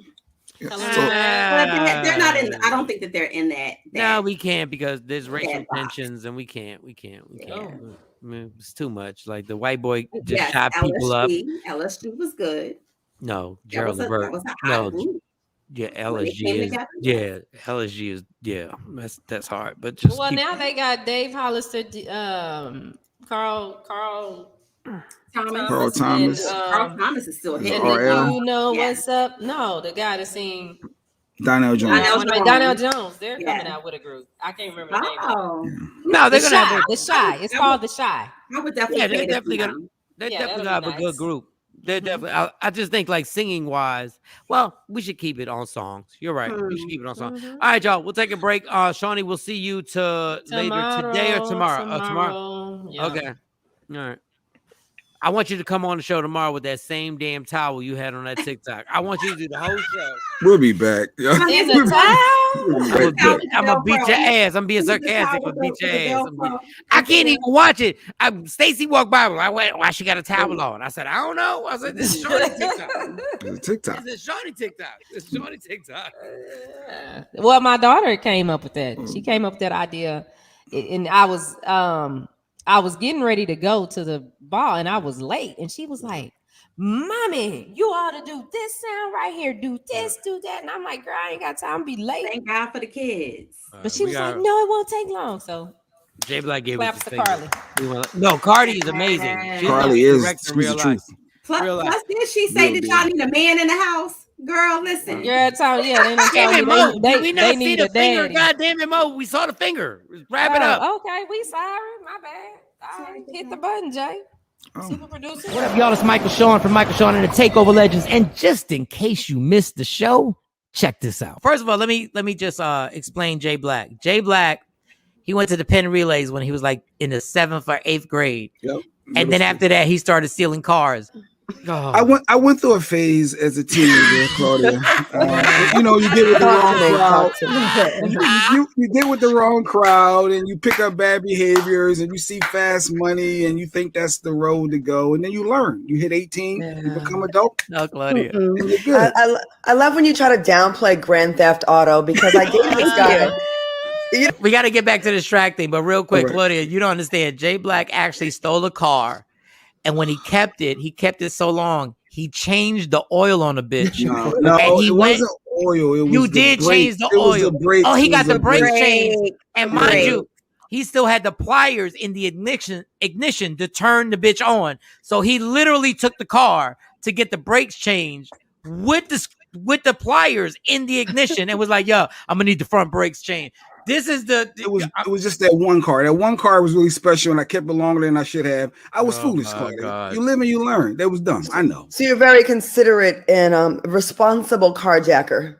Yes, I want to make sure I'm safe on the road. I don't want to cause it. Yes, you understood me as a kid. His inspection sticker on the stolen car, on his defense, was up to date. Like You know he did. I gotta say it. There's black people and then there's niggas, and right now you giving me N-word. Search Media Room 360 on all streaming platforms. Michael Shawn and the Takeover Legends. Yeah. What up, y'all? It's Michael Shawn from Michael Shawn and the Takeover Legends. And just in case you missed the show, check this out. I have some advice for you real quick, and it's gonna sound crazy. It's gonna sound all the athletes that I talked to when they 20 signed a big contract. Don't listen to this. Don't listen. No, I'm telling you. Listen to me.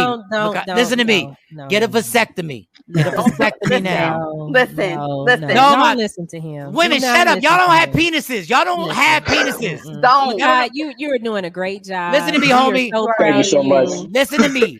You see these like what's her name? Bundles? What's that girl on IG? We're not Bundles. gonna do that. No. Don't even Stay away. No. Stay away. I want you to stay away.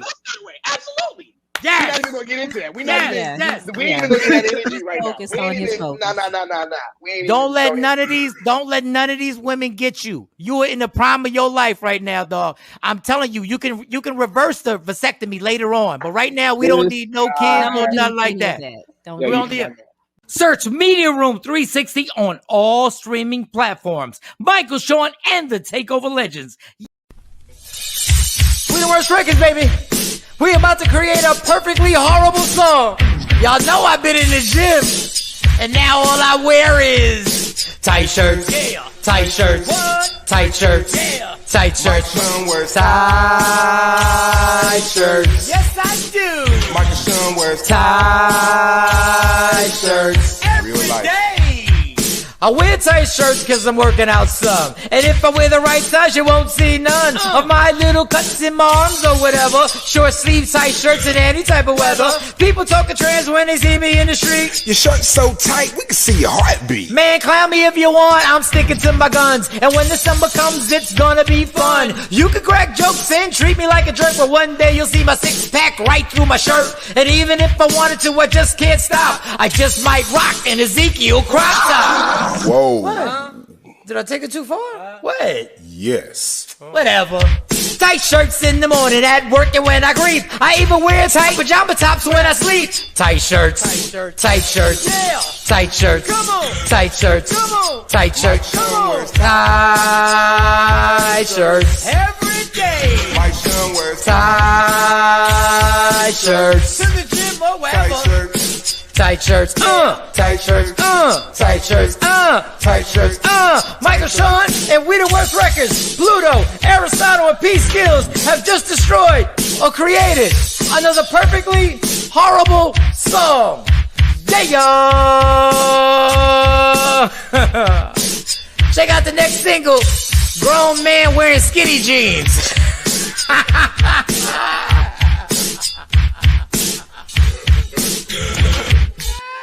That's it, bro. Mix it up, bro.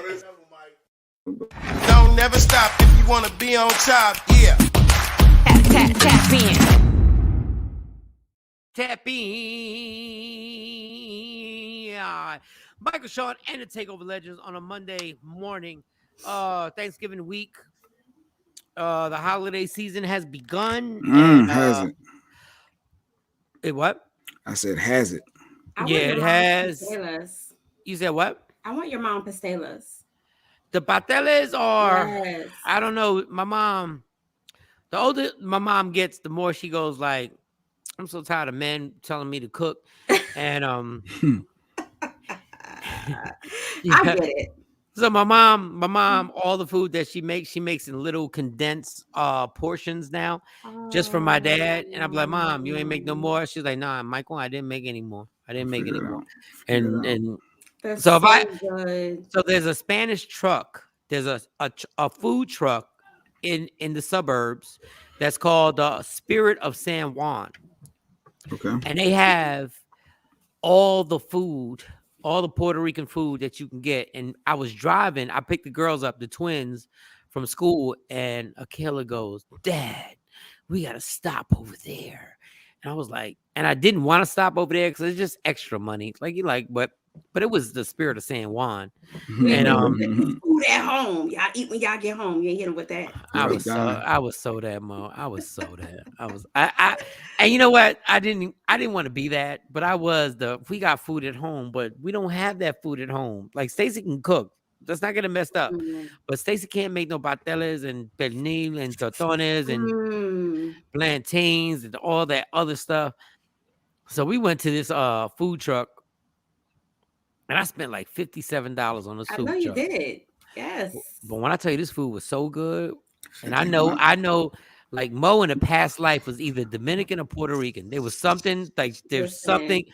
When I tell you this food truck is the truth, so I took the flyer, and I'm trying to get them to cater Christmas Day. Like I know everybody has to do stuff Christmas Day. I know Jay Black, you gotta be with your family, and Mo gotta be and everything. So I can't get all y'all here. But when I tell you this food truck is a beast, $50. December 18th. Now with that $50, did you put it on a credit card? No, debit card. Do they? No, I don't. No, I could have put it on a credit card, but I didn't want to. Like I'm gonna pay that straight up. I'm not paying some minimum. You put it on a credit card. I didn't. No, I didn't. Yeah. I'm paying for like 7 months. Mo, that was just my segue for him. That was just a segue. That was just a segue. Yes. Unless you're gonna pay it off right away, the same month before the interest hit. Don't ever put it on your credit card. Get on here, Mo. Send me your get in the club. Get in the club. I am coming back to the club. Get in the club. Who is that right there? You ever see people that you think, okay, all right. And that's a good question. I missed you, Claudia. I'm sorry, Friday. Is it best to pay off your credit card debts full? No, just get them under 30%. Well, let's bring our guest in and let's ask him. Darrell Washington is in the building. He's dealt with us for a long time in our bad credit. And he's seen us in horrible credit, seen us in better credit, and he saved us. Let me get Darrell, you're on your laptop or your cell phone? I'm on my cell phone. All right, so we're gonna keep you on there. All right, Darrell, thank you so much for joining us and the Washington Consulting Group and helping us. First question, and I'll let Jay Black, because Jay Black gets really into this. First question is how bad is it to use your credit cards for the holidays and Christmas and stuff like that? It's probably the better choice to shop with your credit cards and your debit cards. Because if you lose your cash while you're out shopping, it's gone. Right. Credit card shopping, you can, you're more comfortable because if you lose the card, you can cancel it now. It's more easier to cancel your cards today than it was years ago. You can actually freeze your cards between stores and then reactivate them when you get to the next place you want to make a purchase. So shopping with your credit cards is a more protective way of shopping. But now you still got the scammers out there that have card readers that can read your cards if you don't properly protect them. There's a lot of devices that you can put your cards in, like a wallet with protection on it where the scammers can't penetrate it like an X-ray. So go ahead. Sorry. So you want to protect yourself even with your debit cards and credit cards. And if you're using, some people want to use like Mac machines You got to make sure there's no scammers on those. Shake the point of entry for your card to see if that's moving. If it's secure, you're probably safe. If it's some wiggle in it, you might want to be careful. And that's as well as when you go to gas stations. A lot of times when you go out shopping, you have to stop and get gas. So you want to make sure if you're paying at the pump, and sometimes inside the stores, you want to make sure the device you're sticking your card in is firm, properly attached. Any wiggle or movement, be cautious. When you're looking online today, the reverse way of scamming you is saying that we just charged your card for some type of online service. And if you want to cancel, go to this link. And when you go to that link, they're going to start asking for all your bank information so they can reverse the charge. But what they're actually doing is scamming you for your bank information to charge you. So you got to be careful of that as well. Don't fall for it. Yeah, anything that requires you to give your card information, you know what card, what bank account you set up automatic payments with. So before you contact the link or a phone call the places you set up automatic payment with. Most people only set up automatic payment with 1 or 2 credit cards or their bank account. So don't fall for any links that says we want to cancel your subscription, or if you want to cancel your subscription, to go to this link or to call this number. So those are the things that's popping up right now. All my associates at the banks and different places, they're getting a number of calls. And what they find is that the amount of money is usually consistent. There's going to be $312.18. And those type of things. And you're going to see some misprints in the links on the computer. The message itself is going to have misprints, like a 5-year-old wrote it. With that. Now with credit, I did the authorized user for my daughter, and like her credit score was like 756, something like that. It's really high in the high sevens. But when she went to go try to buy a car, we noticed that although her credit score is that high, they know that she didn't actually establish that credit. So that, it was a little tougher to try to get a home loan. Why is that? I mean, a car loan with her score being that high. Okay, a number of things there. Is one of the best things you can do for your children to start them out with building credit is put them down to authorized user. The problem is there's about 10 to 12 different matrix out there that determines your credit score. And it's broken into 2 different categories. You have something called Vantage Scoring, and then you have something called FICO Scoring. And this just happened to me. And I work with getting people into the 700s with their credit. Under FICO Scoring, it's read differently than Vantage Scoring. You can have a 750 Vantage score with all 3 credit repositories, and that'll be a 615, 620 with FICO. Lenders use FICO. So that's the problem. FICO scoring and Vantage scoring, it gives you a misconception of what your true score is from a lending standpoint. Secondly, you never let a car dealer pull your credit because that matrix is different than a mortgage matrix. And the problem is you can have as many inquiries as you want in a 45-day period when you're shopping for a home, and it's only counted as 1 inquiry. When you do a car loan, when you shop for car financing, they do something called shotgun, because the car dealer is looking for the best yield spread he can make on the transaction for the car purchase. So they may hit 16 different lenders. Let's try to qualify you. It was 5.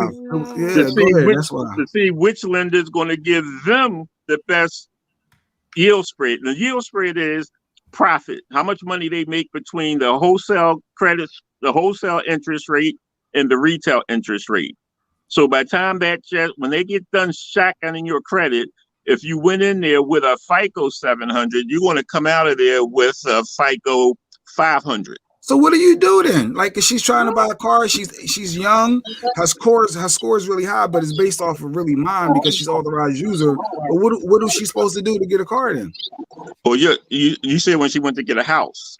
No, I mean it was a car. I'm sorry, I Okay. fumbled that. Well, It was yeah. a car. Well, what you do, what I did, It was I a big looked at car. what I wanted to buy, and I built it online, and I went to my bank and asked, did I qualify for this loan amount? They said I did. They said, give me the purchase order. I sent them the purchase order. They sent me a check, and then I went to the car dealer and picked up my car.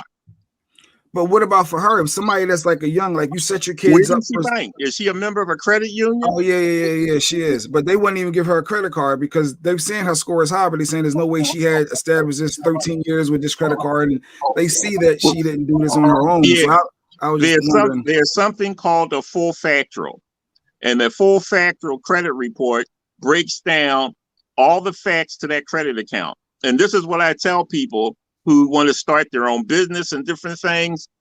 When you apply for credit, they're going to know if you're the authorized user or if you're the primary. So you start you want to start with authorized user, but then you want to start with like a credit builder credit card, like a Capital One credit card. I don't really downplay like First Premier and a couple of those other ones because they charge high interest rates. The key is I don't care what the interest rate is on a credit card, as long as I have a credit limit that's feasible, that I know I could do something with, because I don't carry balances on my credit card.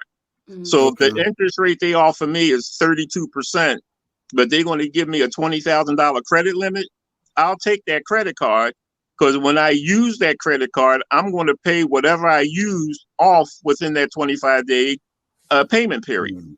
Now, is it also because that's what we did? So we end up having to apply for a Capital One in her name. She got approved, so now she has her own credit card in her name. She's not just the authorized user, so hopefully that helps. That will. Now, and I was telling my wife, I was suggesting not to have her spend over, like don't go over 50%. Like say if her credit limit is 500, should she not ever go over 250? Should she always keep it under? Like what is the suggestions when it comes to your balance versus what you actually spend? You spend $499.99 on the card. Pay off $499.99 on the due date. Got you. Use as much as you want. See what happens when you leave $1, technically 1 penny, from a previous purchase payment carry over to the next payment cycle. You're getting hit with the full amount of interest on that previous purchase. If you ever look at your credit card statement, on one side, it says 36 months to pay off. On the other side, it says 399 months to pay off. And that's because when you're paying the minimum balance on the credit card or less than the full amount, you're accruing interest on previous purchases. And it's being carried over and over and over. And that's why it takes so long to pay off a credit card at minimum or under a reasonable payment amount. Now, when you carry a balance, they say over 30% from month to month, you have a positive payment history, but you're stagnating your credit scores. The under credit utilization factors, there's 5 components. How much credit you have, how much credit you're using in relationship to how much credit you have, your payment history, the length of time you've had credit, and the diversity of types of credit. And that can be confusing because I looked at a credit report over the weekend and the person had really good credit, all payments on time, good credit limits, 0 balances, and they still had fair credit scores. And they had good length of time of credit. It was over 6 years. So that's a little confusing to me, but I'll work it out to make sure I can pump up their scores. Now, the underlining things when it comes to credit right now in the holiday season, don't apply for store charge cards to try to get the discounts. You can, if you're in the store, if it's online, because what you're going to see. But you get 20% off if you apply right now, they say. You get 20% off. But the interest rate on the credit card is 28%. And it's dropping your credit score. When you apply for that credit card, and even if you get approved, it drops your scores for a specific period of time. You'll recapture it, but it's going to drop initially. And if you don't get approved, then you won't get those scores back. But the dangerous things that's happening right now that's not associated with people who have good credit, pay their credit on time. It's a backdoor way of reinitiating what's called debtors imprisonment. In a lot of municipalities, and it's coming straight across the country, what's happening is credit card companies, collection companies, they are suing consumers who have delinquent credit. They're ramping it up because they know 90% of the time the consumer is not going to come to court. So they know that. And what municipalities are allowing is the judge will adjudicate a default judgment. That default judgment is then turned into a bench warrant. So if you're out and about driving or whatever and you get pulled over, the cop is going to take you to jail, and your bail is the amount of the bench warrant, which is the amount of that unpaid credit account. And that's legal? Yes, they're doing it now across in a lot of municipalities across the country. Oh my God! So like, I just went to the hospital, and it was like a $20,000 bill. My insurance covered the majority of it. I think I owe like $600.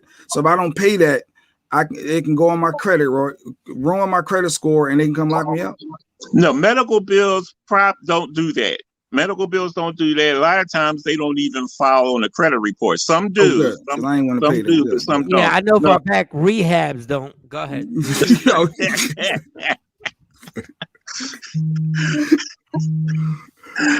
Well, that's because rehab, they know how much money they're going to get up front. Because they know you may slip. No, but they lied. They lied. They were like, when they get you in there in a rehab, they do everything, and they're like, don't worry about it. And you're like, I was lucky enough to have insurance, and they were like, no, you'll be fine. Don't worry about it. We're gonna take it one step at a time, and you're just gonna do this and that and that. Let me tell you something. I'm getting bills right now for the same rehab that told me they were not. Yeah, when it comes to medical bills, nursing homes, all these type of people are protected pretty much under the same rules that student loans are. That's never going to go away. It's going to attach to any assets that you own. So if you own a house or anything, they have a way of getting it, just like student loans. That's why they do it that way. Yeah, come on in. I had to get some tests done. The copay was $200. The guy tried to talk me into not paying the $200. I said, why would I not pay it now if I got the money?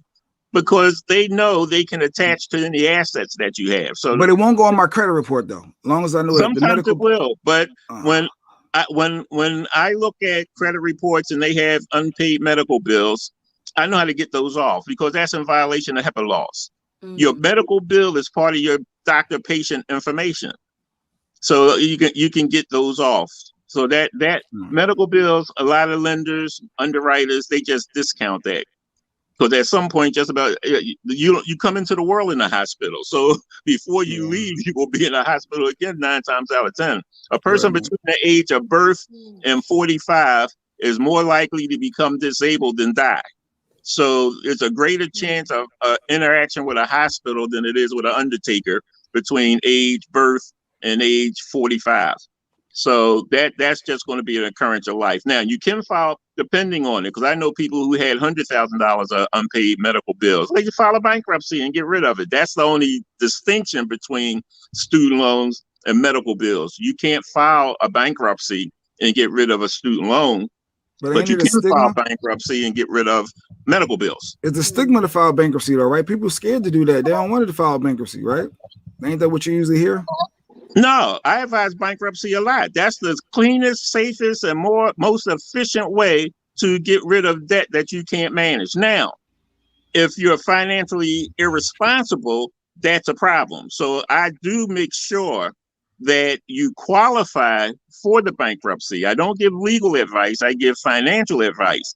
But if I look at your income and set up a budget and mathematically you have more debt than you can manage, then you are entitled to file the bankruptcy. And to tell you the truth, it's not the consumer's responsibility to avoid getting into more debt than they can manage. It's the lending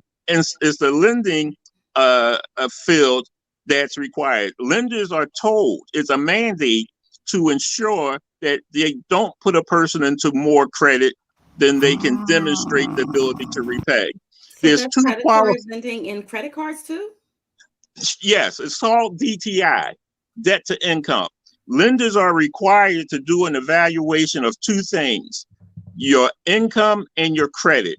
Your income demonstrates your ability to repay debt.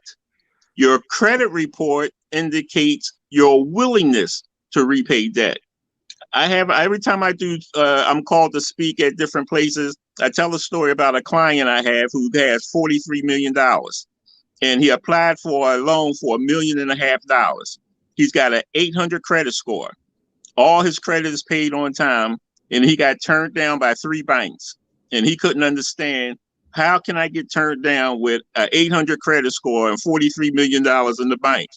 I said, that's the reason you got turned down, because you got an 800 credit score and $43 million in the bank. And when you look at your credit report, you never demonstrated over your life of credit a willingness to pay $15,000 a month to anybody. And because you have the money, that payment shock may deter you from making that payment. And if you don't make the payment, what are they going to do? Put a mark on your credit report? You still got $43 million.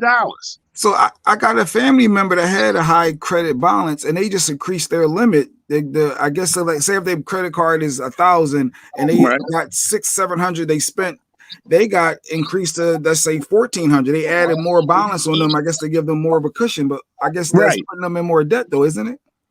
Well, it's not putting them into more debt, because it's giving them more access to debt.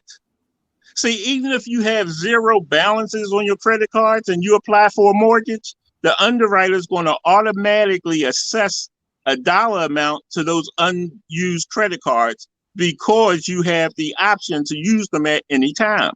So the underwriter is going to look at your credit report and is going to gauge a projected amount of money that you may use at any one time, because 99% of people who buy a house buy furniture, buy window treatments, redo the tile in the hallway, buy a brand new bedroom set. So they know at some point right after you acquired a house, like when I bought my house, that's the first thing we did. We tore up the tile because it was a Center Hall Colonial. All that tile going up the Center Hall, boom, that was like 2 days after we settled on the house. So they know you're going to use that money at some point. So it's good to project what you're going to use. That's why now, depending on your credit score, you can get an FHA mortgage today with a 585 credit score, but they're going to document you, from birth to the day of settlement. And they will want to see 6 to maybe sometimes 6 to 9 months of reserves still in your bank account after you close. No extra money still there. Yeah, because they don't want to make you house rich and cash poor. So, but the higher the credit score, the lower or the least amount of overlays. Overlays are, because the client got upset with me. They said, Mr. Washington, I listened to everything you said, but I went on the line and I went to HUD and I looked up FHA mortgage, and they said you don't even need a credit score to get approved. I said, okay, now go back there and ask HUD to give you the money to buy the house. HUD don't lend money. The bank lends money, and the bank has what's called overlays, which is the bank requirements. Because mortgages are not many companies do what's called portfolio, which means they lend you the money, they hold the loan and collect the mortgage payments. Very few banks do that. Most banks do what's called bundling. So after they do 200 mortgages, they bundle that up into one package and they sell it. And so they sell it off. And the person they're selling it to is probably managing what's called a RIT, a real estate investment trust, where investors have put money in and they're buying these debts for a profit. When is it going to be? Good. I thought you were done with that. But I said, when is it going to be back to a buyer's market? Because I know it's still a seller. Is it still a seller's market buying houses right now? Yeah, it's still a seller's market. Yeah, people, everybody I'm talking to, they make a bid on the house and they get outbidded by 20 other people 10 minutes later. Yeah.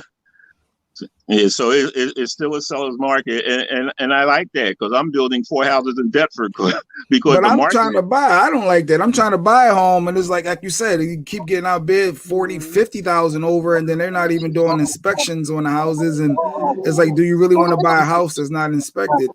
No, So it's like that's you don't. scary. Well, you do what I'm doing. Like I said, the opportunity is there. I have a client, a nurse, and she's building her own triplex.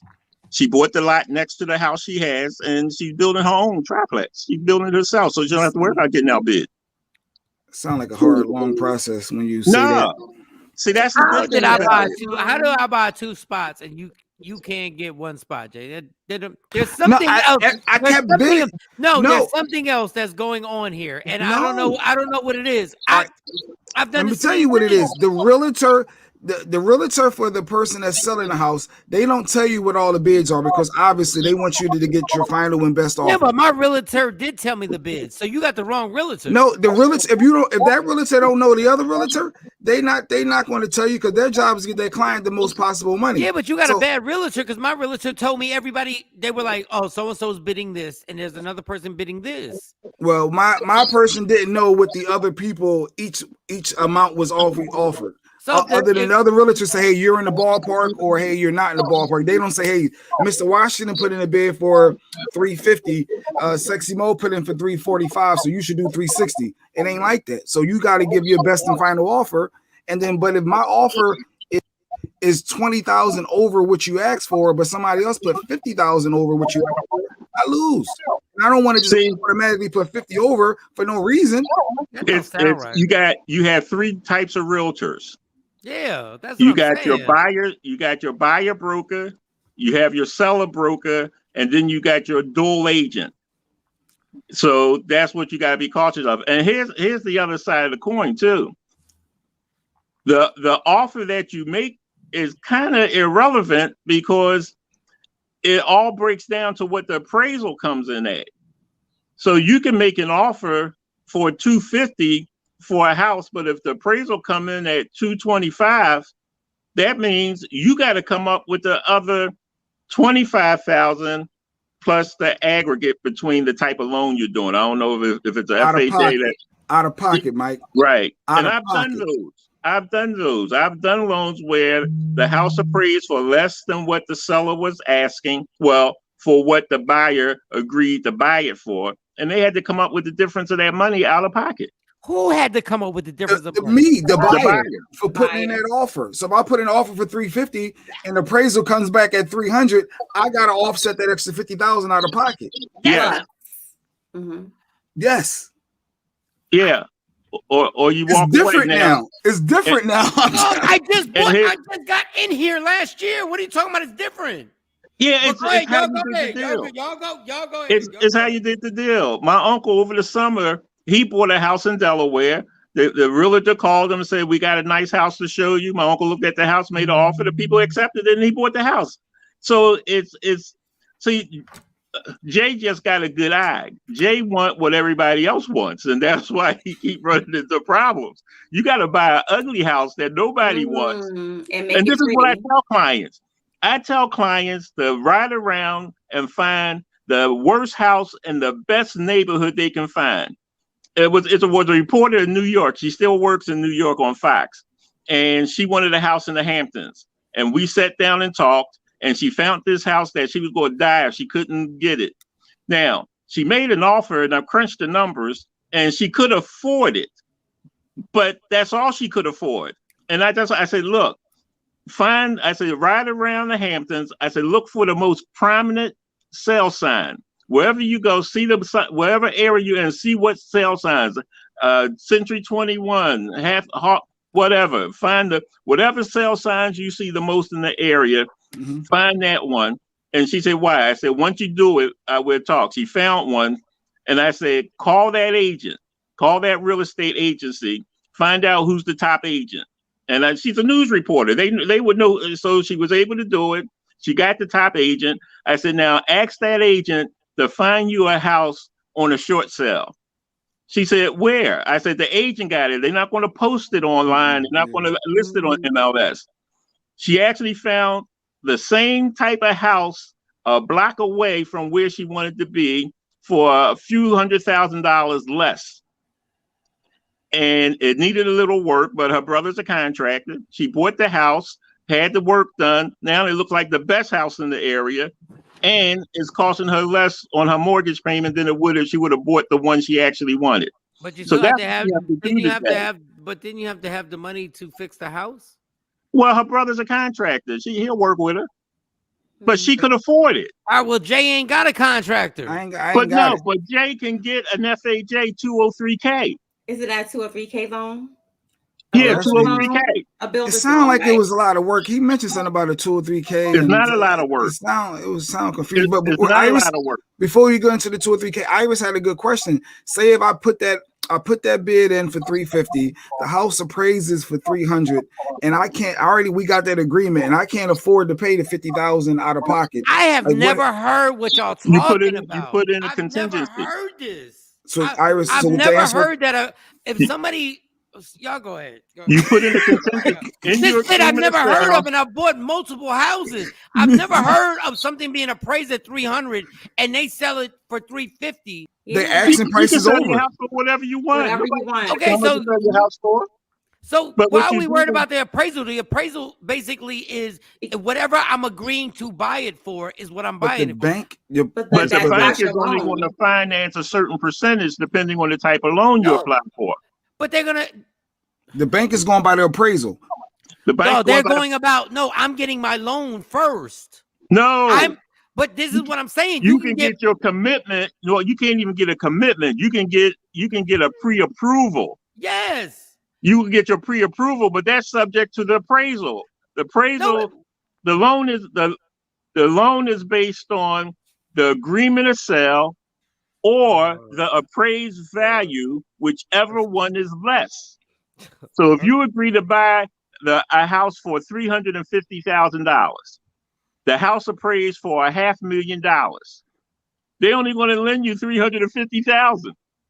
But if you agree to pay $350,000 for the house and the house only appraised for $300,000, they're only going to lend you $300,000. That's not But if you do the 203K, you can get the money to buy the house, and based on the cost to cure, which is the renovations, they'll lend you up. So wait, to I'm sorry, Mr. Wise. He doesn't believe you. So Mike, what you No, think? I know. Whatever I the appraisal amount is, that's what the bank is going to give you that amount. That's what you're going to get your loan amount. That's what they're giving you that money based on what the appraisal amount is, not what you want to pay the person. Right. Well, it's based on two factors. Well, it's based on a number of factors, but the two key factors is when you apply for a mortgage, the lender wants to know how much is on the agreement to sell. So if you agree to buy the house for $350,000, the underwriter is going to call for an appraisal. If the appraisal comes in at $350,000, then you're going to get approved for the loan based on the loan type you applied for, conventional, FHA, if it's a second, whatever loan type you applied for. Now, if the agreement of sale say $300,000 and the appraisal comes in at $410,000, they're only going to lend you money based on that $350,000. If that appraisal come in at $300,000, they're only going to lend you money based on that $300,000. It's the lower of the agreement of sale or appraisal that dictates your approval. To get qualified for consideration for approval, you have to demonstrate you have the income and you're not violating Rule 35, and you have the credit criteria that demonstrates a willingness to pay this type of loan back.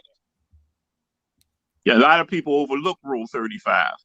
See, a lender is not supposed to increase your current living expenses more than 35% for a new purchase.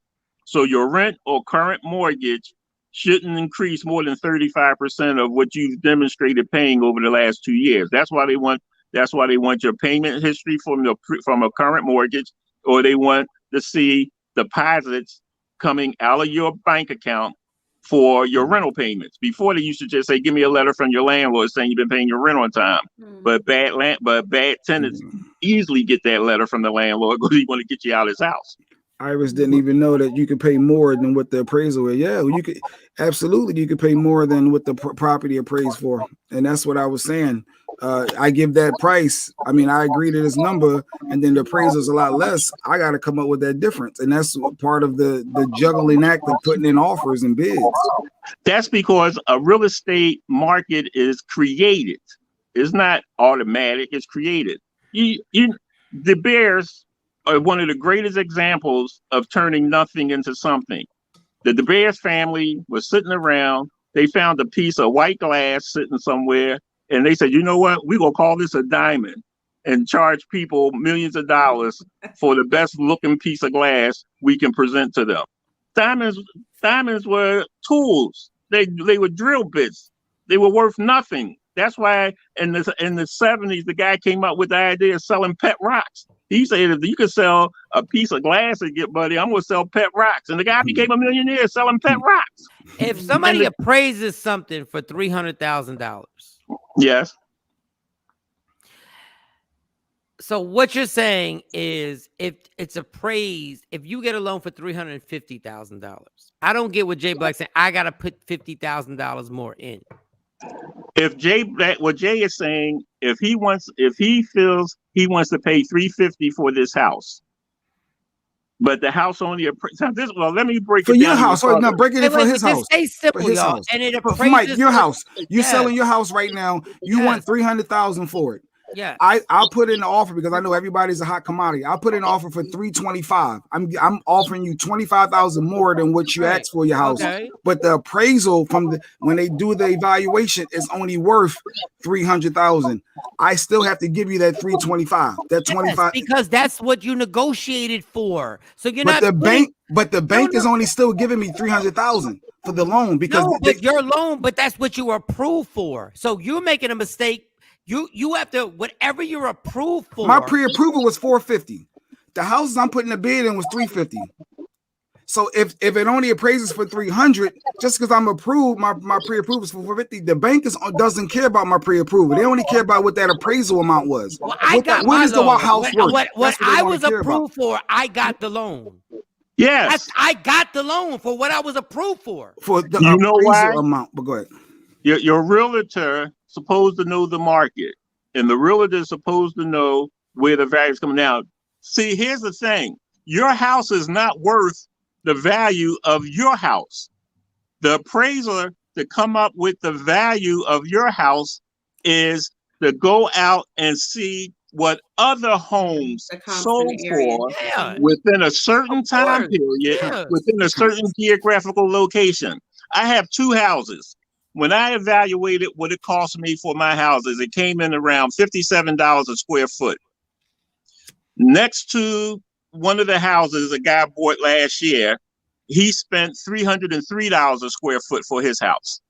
I only paid $57 a square foot for my two houses. He paid $303 a square foot for them. What that means is that my house went up 600%.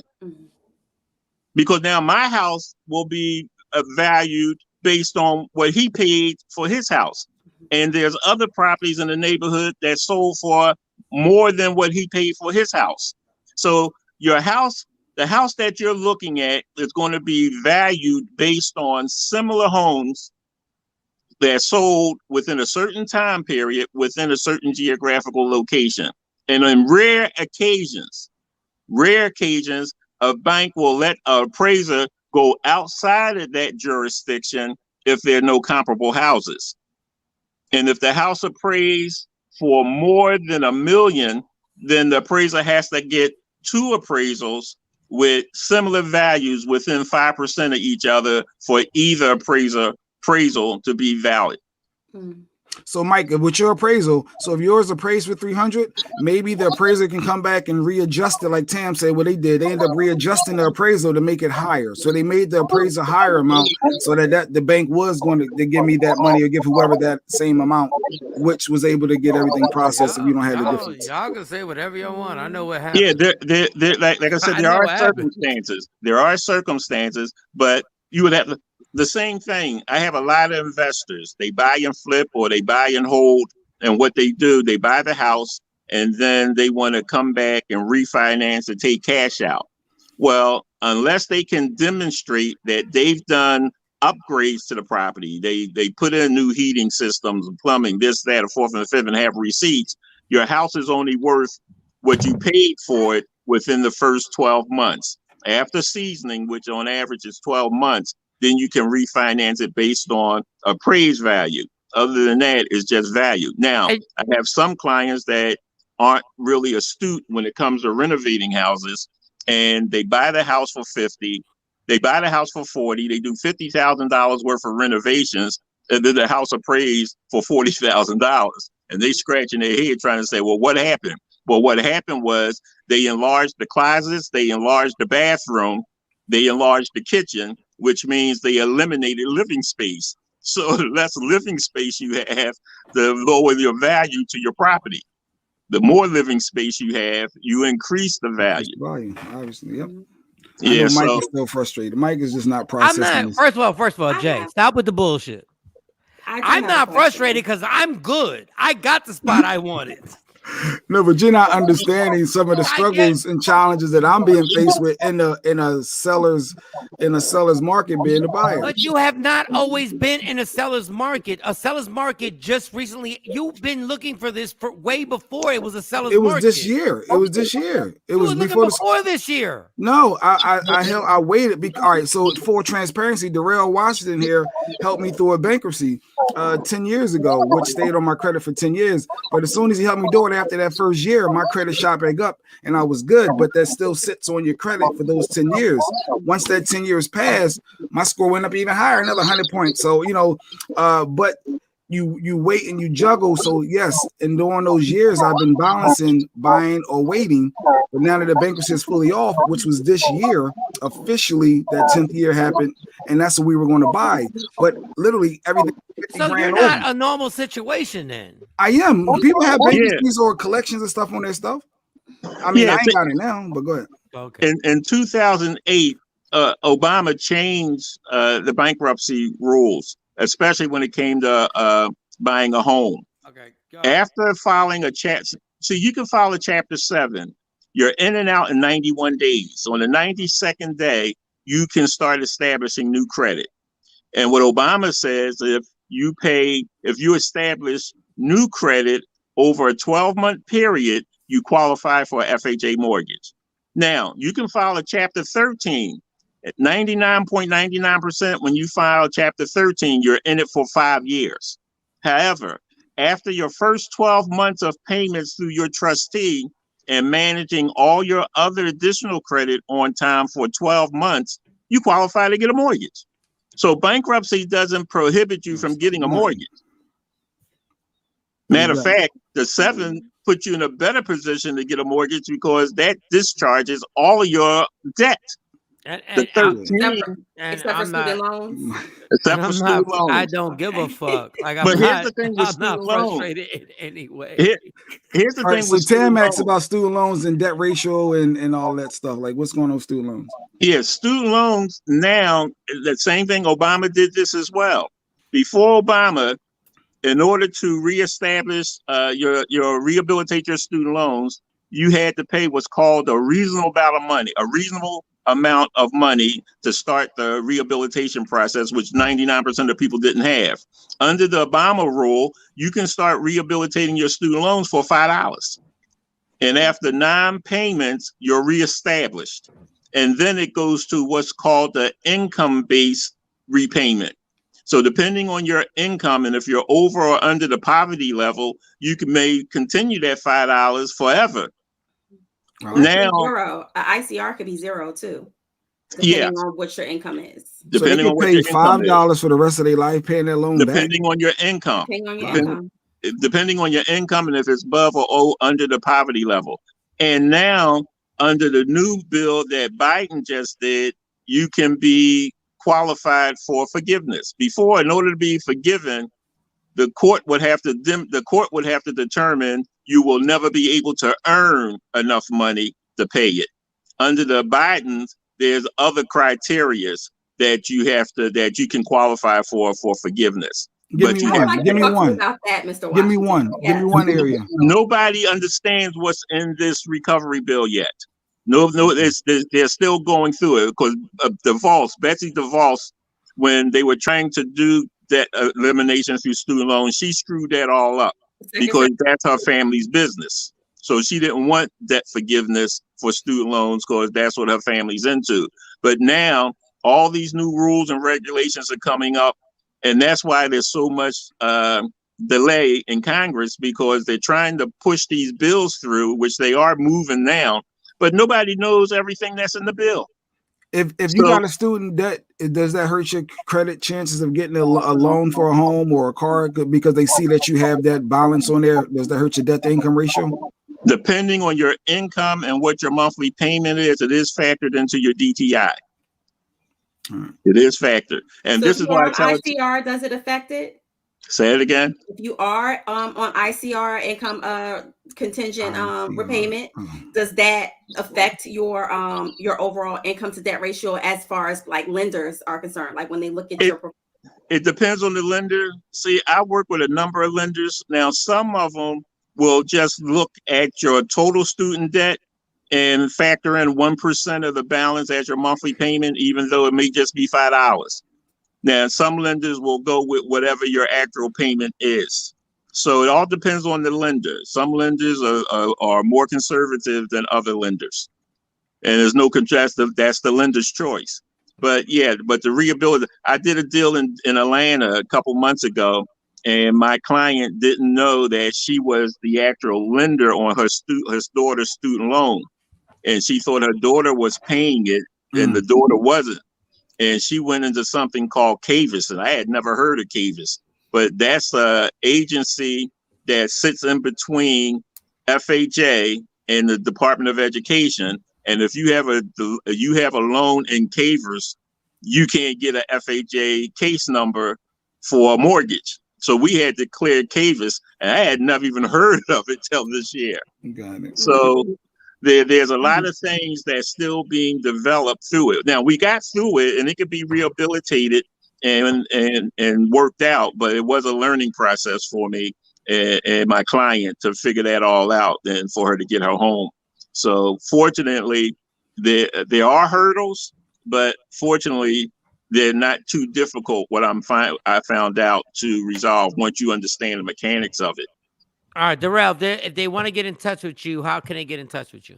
You can go to my website at securedplanning.com, and all my services, you can email, you can ask questions, you can see our services, but a lot of people go there just to ask questions. I get back to people within, a 24-hour period, and try to make sure that we can keep people on the straight and narrow. Watch your credit cards, leave your money home. Don't apply for store credit cards, charge cards, because a store charge card, you can only use it at that store. Credit cards are the best way to go. Debit cards, a lot of banks are giving cash back on their debit cards now. So debit cards are a good way to go. Your bank will love that because they make money off of their merchant service. Because that's what I said one time. I said, you should never pay interest on a credit card. And people were like, Ms. Washington, you crazy. How are they going to make money? Well, when you give that merchant your credit card or debit card, they're paying that institution 3.5% of the amount of money you're charging. So they get their money right up front. So don't worry about not paying interest to credit card companies. Shop wisely, smartly. I know they say there's a shortage of this, that, and the other. Just spend wisely. Gotcha. And then after anyone you're not going to see on Christmas Day that you're going to give a gift to, don't buy the gifts until after Christmas. Okay, Darrell. Okay, all right, Darrell, you gotta go. All right, Darrell, we're done. All right, Darrell, go to Darrell's website. We're done. All right, thank you so much. Thank you, guys. Enjoy your holiday. Enjoy your holiday. All right. Yes, I love it. That's smart. Why spend that money and get them deals afterwards if I ain't gonna see you after Christmas deals? Matter of fact, I ain't seeing nobody. Don't knock on my door. I'll see y'all out after Christmas. I love it. Good. That was really informational though, because I mean, especially I really wanted him to hit on the 203K. No, I did. I'm gonna have to follow up with that. Mike didn't follow the I need information on the building. Oh my God! It was 40 minutes of just nonsense. That was a lot of good information. Great information. I needed it, and I got to follow up with him for that too. I would It love might to be know, better just to build. than just buying, going through all this. Maybe just rebuild. That's You might. I mean, especially if you get a good deal on a piece of land. Yeah. Build you in Lady K's dream home. Shaquisa said Mike was so uninterested. Hey, if it's $1 million real estate, if it's $1 million, you gotta know it all. We need to hear that. And Darrell, we trust. Darrell, I love Darrell, but we can't do it for 35 minutes. It gets boring as fuck. Like it does. I needed that. I needed it too. No, exactly. No, you didn't. You needed 15 minutes. We didn't need 35 minutes. But the listeners had a lot of questions. Yep. Like they really want they were hearing this for the first time. We had a question in like 10 minutes. No, it was. They was there. I just got. No, they wasn't. Yeah. You're a liar. They Jay Black can't walk and chew bubblegum at the same time because he can't put up the questions and then ask the questions. It was too much. Oh God. Mike was like a child that couldn't sit still. Dog. First of all, I know what I got my loan from. I was the tent. What do you mean now? Go ahead. I know what I got my loan from. I know what my place was appraised at. And I didn't even want to ask the question that you can challenge an appraisal. No, that was the caveat. You did bring that up, and you can challenge an appraisal. You can bring your own. So it's not just. But if it's still a difference in balance, you still got to pay for it. That's you don't. You do. If the appraisal ain't the bank is giving you what it appraised for. No, the bank is going to give you appraisal if your credit. If your credit and your situation is right, they will give you the money that you need, and it will not. Okay, never mind. I'm just gonna tell you what I know. What the money that you need is the appraisal amount. That's what you need, according to the bank. That's what you need. It ain't what you offered the person. That ain't. Daryl did talk about. There's a caveat to that in certain situations. That's not always the black and white case. They're gonna give me. I'm gonna go there to the bank, and this is why they tell you to get pre-approved. And you're gonna go there, and they're going. Has nothing to do with it. The pre-approval is not a guarantee. It's not a guarantee to the end. My pre-approval was great. My pre-approval was good, but what I offered you versus what the house is actually worth is two different things. That's your fuck up. What? How is it? Because no, it's you not cheap as fuck. No, it's because that's the whole point. And that's why I didn't want to get into this because it would go on for days and days and days. It's what you give them, what you offer them is the I offer you more than what you asked for because I know it's a competitive market. Maybe you should go to the I think he said something about having a credit union. Maybe you should go to the credit union, and if you're approved for 450, maybe you need to up the ante on the houses that you're looking at. So that you're guaranteed. If the house is worth $350,000, right? Yep. Keep going. Okay. So you've been approved for over that. So you have $350,000. Yep. Go for it. I got approved for more than that. Keep going. I don't know how your wife hasn't stabbed you in your sleep. I don't know how she hasn't stabbed you in your fucking throat while you were sleeping. All right. I'm not talking. I get what you're saying. I get it. Let me hear you, Mike. Go ahead. So the house $350,000. You've been pre-approved, and the appraisal comes up for $300,000. Yep. Then you don't buy it. Yeah. That's what you do.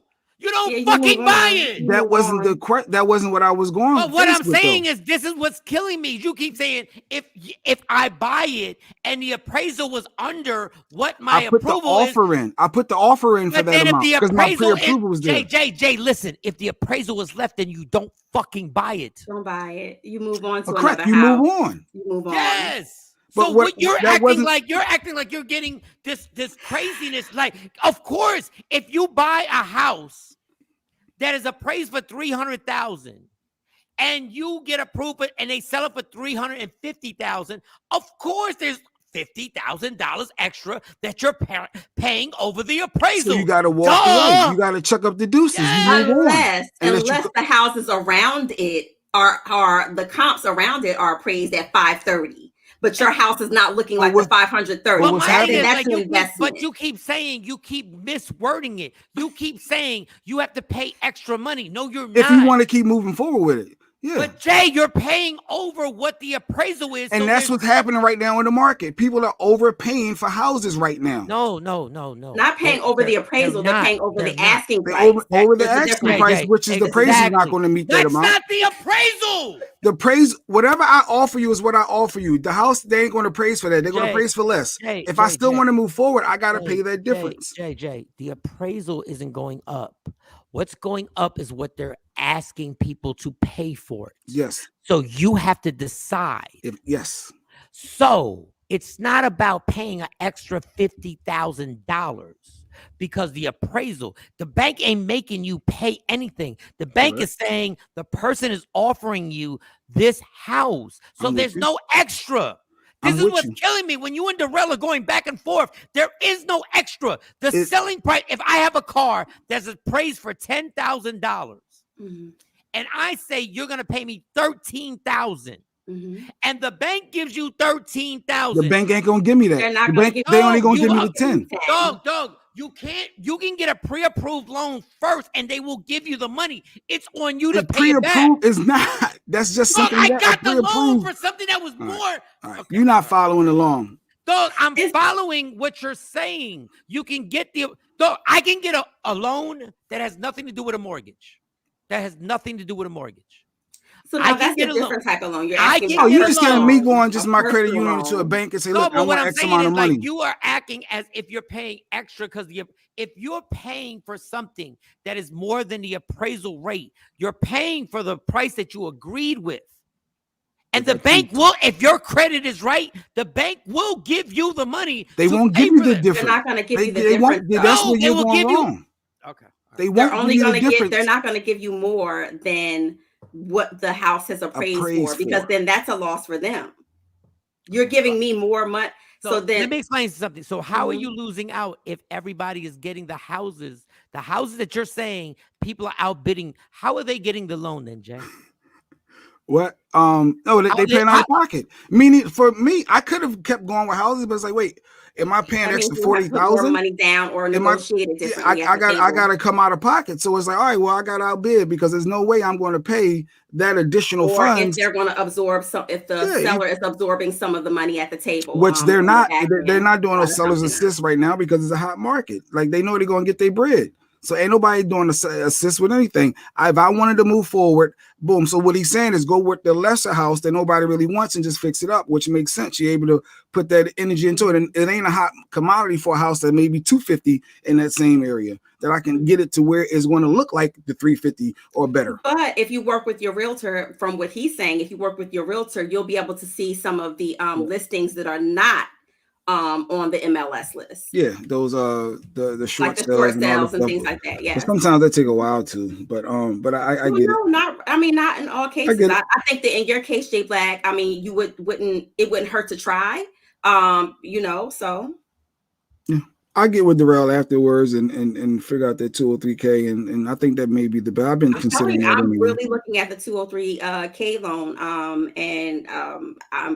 There's, especially if you have a lot of equity in your house right now. So what you're saying is that you didn't have a down payment to be able. So maybe that's where I have the down payment is not the issue. Relax. Mm-hmm.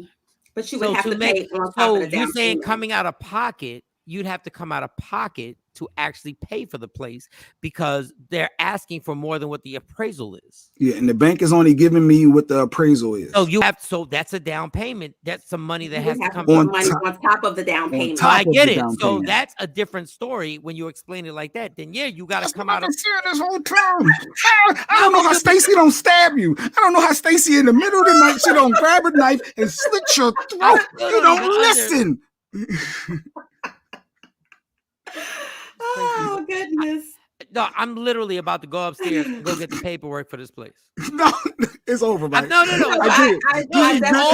all in a folder. Tomato. I definitely understand what's on the table. We got a legend. You got to do some stories. Can we do some stories? And at the end of the day, let me go back to my point. I cannot talk about finance for 35 minutes. Okay. I can. Yeah, and I promise the only person who knows the numbers on Facebook and everything is Jay Black. I knew he was. And the numbers were high. So that's why I'm like, I don't know. Well, you don't see what I see, but yeah, no, we were higher than we talked before about. But yes, no, that's how I know we were good. You know why it's 9:34 now? Let's go straight to allegedly. Yes, because my soul is bored. My soul. Well, thank you, Mr. Washington. I see him still in the love no, Mr. Washington. I see him in the backstage still. No, he heard Mr. everything you just did. Definitely. I know. Dog, ain't nobody scared to say nothing. I'm saying, I'm like, the fuck is you talking to? No, I love I'm just Darrell saying, Washington. like, we appreciate him taking the time. No, I do. I love Darrell Washington. I love Darrell Washington. I think I want to reach out to him about the whole student loan thing, though, because that's what I'm not getting. Like, what's in this new package? And I know he said it's. I just need somebody to break it down to a comprehensive level for me to see how it's going to benefit me. Because I definitely have student loans and I want to know how it's going to affect me moving forward. Nope, Mike wasn't listening. Yep. Nope, he sure wasn't. But at least he's honest about it. He does say, listen, I'm like let's be clear. Let me tap this mic up for y'all. Let me tap this mic up. When people say, Mike, did you get vaccinated? Why'd you get vaccinated? And I go like, because they told me to. They be like, you didn't research it? No, bitch, I didn't. I'm not like the rest of y'all who try and make believe that something means something to you when it doesn't mean. I love Darrell Washington. I love Darrell.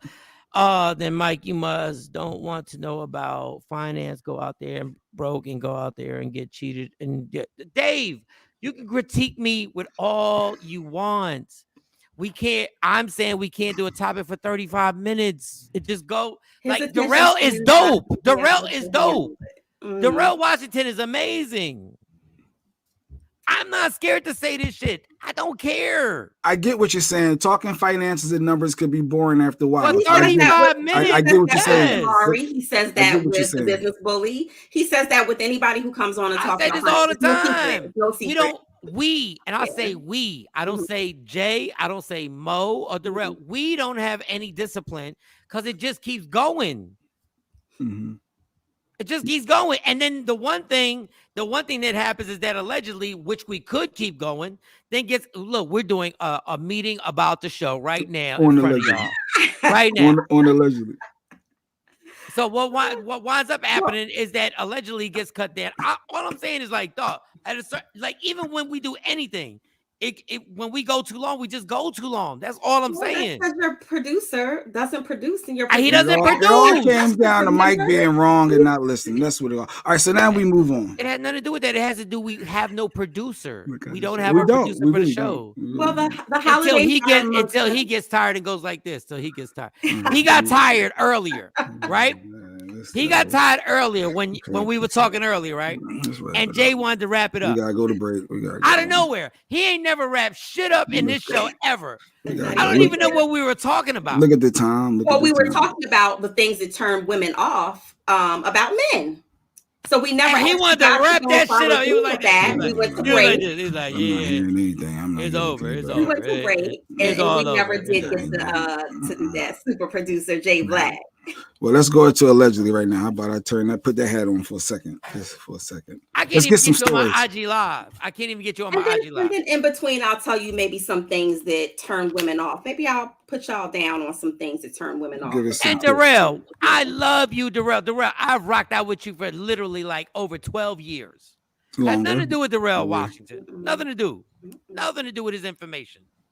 Here we go. And guess what? If it wasn't for me challenging anything on there, it wouldn't be interesting. Well, I enjoyed it, and it was very informative to me. And hopefully, he does. I know he said 24 hours it takes for him to get back to people, but since you know me, can I skip to the front of the line? Like, don't have me outside of the club waiting a couple of days to respond to my questions rather.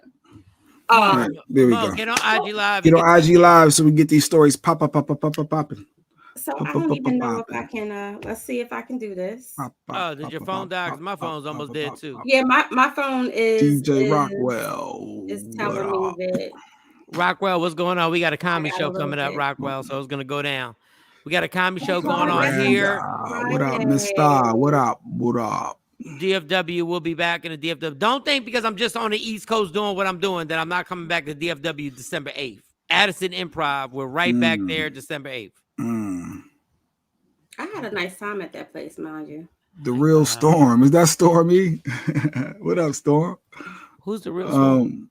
The producer dude that did the production. Okay. Yep. Oh, production. What up, Storm? What's Mighty good? Ivan Robinson. What up, boxing champ? Mighty Robinson. Ivan, did you see the Terrence Crawford fight? All right, y'all. We don't know if anything she's saying is true. We don't know if it's factual. All we know is alleged. Give it up for Sexy Mo with allegedly. Yeah, y'all. Good morning, Mo. Good morning. Thank you for that intro. I think I need to dig in the crates and find my my old intros. I need some lights, camera, action, some music. Yeah, some fireworks. All right, what you got? Mighty said, yes, he did see the Terrence Crawford fight with Shawn Porter, which was some bullshit when his dad threw in the towel. This is why boxing be getting on my nerves. This is why boxing gets on my nerves, because of the bullshit. Then afterwards, he goes, why'd you throw in the towel? And he says, because I didn't like the way my son trained. Really? But he was in the fight, wasn't it? It was a close fight, according to the judges' scorecards. And you're going to tell me you threw in the towel because you had some personal... No. What happened is that y'all are cool with Terrence Crawford. What up, Rock? Y'all cool. And you were like, let me throw this towel in. My son don't need it. You think he threw the towel in from his son because he's cool with the boxer? They're all cool. They're all cool. Hey. Trust me, he did not throw that towel in when Errol Spence dropped Shawn Porter. He ain't think about throwing that towel in. Y'all be full of shit. No, you're not going to do that to your son because you're friends with the other boxer. That's because weird. They got the bag and then his son retired right after the fight. This is why we don't trust y'all. This is why people shouldn't be paying $80. He said because Porter's about to get his ass handed to him, basically. Dog, first of all, Porter got hit with one punch on the final thing. Y'all not gonna tell me, listen, Terrence Crawford threw 3 punches and hit him with 1. And they were like, Crawford is an incredible finisher. I saw what just happened. The second time Porter got knocked down, Porter is hitting the canvas like, I can't believe I got knocked down again. I'm getting up to fight. I'm 10-8 round. That sounds like a 10-8 round to me. It's a 10-8 round. And you're like this, like, damn it, I'm about to get up and fight. And your father throws in a towel. But you know when somebody's getting beat, but according to the scorecards, he wasn't. But if his dad thought that he was getting beat, you want to protect your boxer, you want to protect your child, you don't want to have them get their asses handed to them. That's what I was saying. Retired after the fight because they grabbed the bag. Don't need to fight anymore, son. We got the bag. This is why people don't buy these boxing pay-per-views. Because y'all were like, Oh, thank you. We tapping out. We got the bag, and we're going to retire afterwards.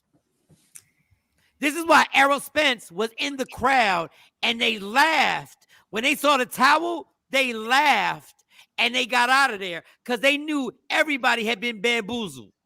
But who knows your son better than your father? Like your dad knows. The worst trainer to have is your father. Yeah, I was gonna say that I think that honestly he shouldn't be training his son at this point in his career. The worst trainer to have is your father. Because your dad is like, yo, you got my grandkids. I know your wife. I know your dog. We either going in here to go all the way in and try and win. To be a whole dog in the ring. We either going all the way in or we not. Yeah. Well, I ain't sacrificing your life and your livelihood, getting concussed, brain damage, and all that. If I feel like it's going in that direction, that's what the referee is for. And I don't think that was he wasn't at that point. I just don't think he wasn't even close. He wasn't even close. Yeah, that's the part that got me. He wasn't even close. No. Y'all cats be killing me because then y'all talk about Sugar Ray Leonard and Tommy Hearns and all these other fighters. Well, guess what? If Shawn Porter's father was in the corner, none of them fights would have continued. They would have all grabbed the bag. Yeah, so that was our boxing segment, people. That was our boxing segment. Shout out to Red Man Boxing in Philadelphia. Okay, so let's get into it, Michael Shawn. It's the holidays. Everybody's feeling warm and fuzzy and feeling romantic. And I guess the Kardashians are no different because Khloe Kardashian, my sources tell me, is expecting baby number 2 with drum roll, please. No other than Tristan, her first baby dad. Okay, Tristan. Okay, Tristan Thompson. Yes. Okay. So they're supposed to be, spending the holidays together so that True can spend the holidays with both of her parents, which I thought was nice. They've had a whole drama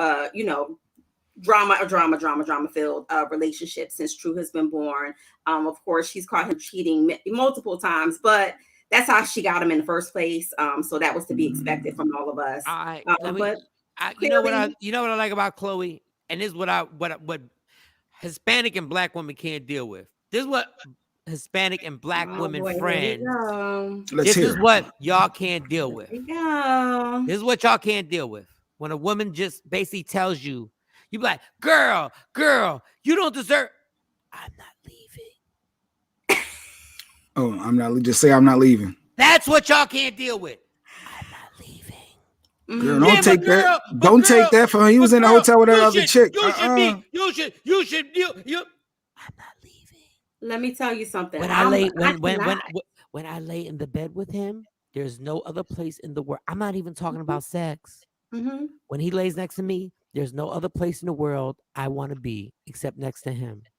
And that's when women go crazy. Yeah, but you're bad. Bitch, go find you a man. Go find you a man that makes you feel like that. Don't get mad at her. Nope, I agree. Because only you know when enough is enough. I would never tell another woman, leave that warm body out your bed because I can't come warm you up. All I can do is send you a damn plug-in blanket. So if he makes you feel good, what you're saying, Mike, if he makes you feel good, you enjoy being with that person, the company is there. Do what you do. The day you die, and you look and say, I was glad I stayed with that person. It is your goddamn choice. Will Smith is with Jada. I wouldn't be with her. But guess what? Will Smith is like, I'm going to be with her. He said we're working on unconditional love and forgiveness. Forgiveness. Got it. What are y'all mad at? It works a little bit easier for some than others. And, some people are not there. You don't know your self-worth if you do that. You ain't got no self-esteem. You ain't got no self-confidence. You let a man walk over you and cheat on you. So there's a difference between somebody walking all over you, Jay Black, and you deciding to forgive somebody. Okay. So let's talk about forgiveness. Clearly, she has forgiven him for all of the crazy stuff that he's putting her through. Maybe she feels like he's in a different space. Some people grow from their experiences and never do it again. Or maybe she just don't want a second baby dad. That too. Maybe she's taking a page out of her younger sister's book and saying, you know what, I want the same baby dad. They all got the same baby fathers. So who knows? And Storm on IG said, Kardashian's motto, stand by your man until you find a better one. You know what kills me about y'all when y'all say this? This is what kills me about y'all when y'all say this. When y'all say this about the Kardashians. They have stood by dudes that go through craziness. And we've had chicks in our race that have disappeared quick, fast, in a hurry. And if that was a full, like, it wasn't just like a multi-racial Kim Kardashian or whatever. If that was just a Black woman, we don't never say anything about Denzel's wife for holding him down through all the vaginas he was ransacking. All the vaginas Denzel's ransacked. It is allegedly segment, yeah. Allegedly. We don't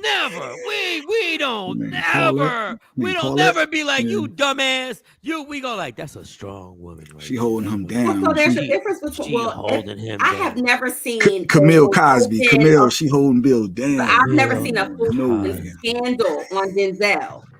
Now he might be. You haven't what?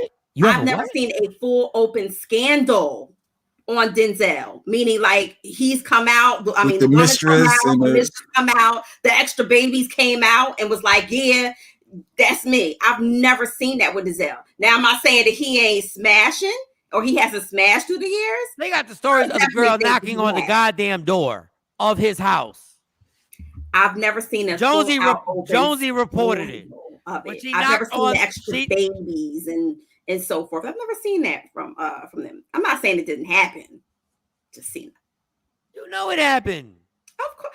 I Yeah. Let it go. Let it go. Oh, Say it. I Say it. Of allegedly course. Of course. think Let it go. Let it go. Probably Let it go. Let it go. maybe with some extra cooch. Yes, of course I do. It But I just love I love how fast we are to kill Kardashians over what? What are we mad at? she's happy. At the end of the day, Chloe is happy. Chloe tried her best to stay with Lamar. Right. She did all she could to stay with his ass. And then it's the Kardashian curse. The curse is she keep messing with black dudes. Well, I mean, Scott Disick isn't black, and I mean she's the only one taking Courtney through the ringer. And the only thing that's wrong with these Kardashians is they're always looking for somebody to fix. Kim Kardashian is now messing with Pete Davidson. Yes, they're trying to keep it low, hilarious comedian, but so screwed up in the head. And she's now messing with him. Kim, you're gonna go from Kanye to Pete. Like y'all, now I know what the problem is. Y'all always looking to fix somebody. I think that's true of a lot of women. A lot of women, look at, I mean, because we're natural nurturers, right? So I think a lot of women sometimes look at men like, oh, you've been hurt, you're wounded. I could fix you. I could fix you. Let me just show you what real love look like. I can fix you. And of course, we all know what's the first thing your therapist says? What's the first thing your therapist says? You can't fix anyone, sweetie. You can't fix anyone. They have to want to be fixed first. And even then, you're not fixing them. They're working on themselves. Sharonda, they was holding hands though. Sharonda said she don't believe their relationship is real. They was holding hands for a minute, so I don't know how real it is, but something going on with her. I mean, it could be a rebound, a diversion, just that in-between dick that you get before you get into another relationship. But she likes that challenge of trying to fix somebody, and I don't get it. True. Let me tell you something. After Kanye, and there's no disrespect. Well, no, it's disrespect. Disrespect coming next. No, it's disrespect. After Kanye, let me tell you something. After being around, dog, Kanye makes me want to jump out a window when he does a 45-minute interview. I can't even understand what that shit must feel like to be with this dude every single day. Mike, could it be the men went crazy because they were with the Kardashian women? First of all, Kanye wasn't regular before Kim. Listen to me. Kanye said, and I quote, I became attracted to Kim watching her in the Ray J videos. From a home movie.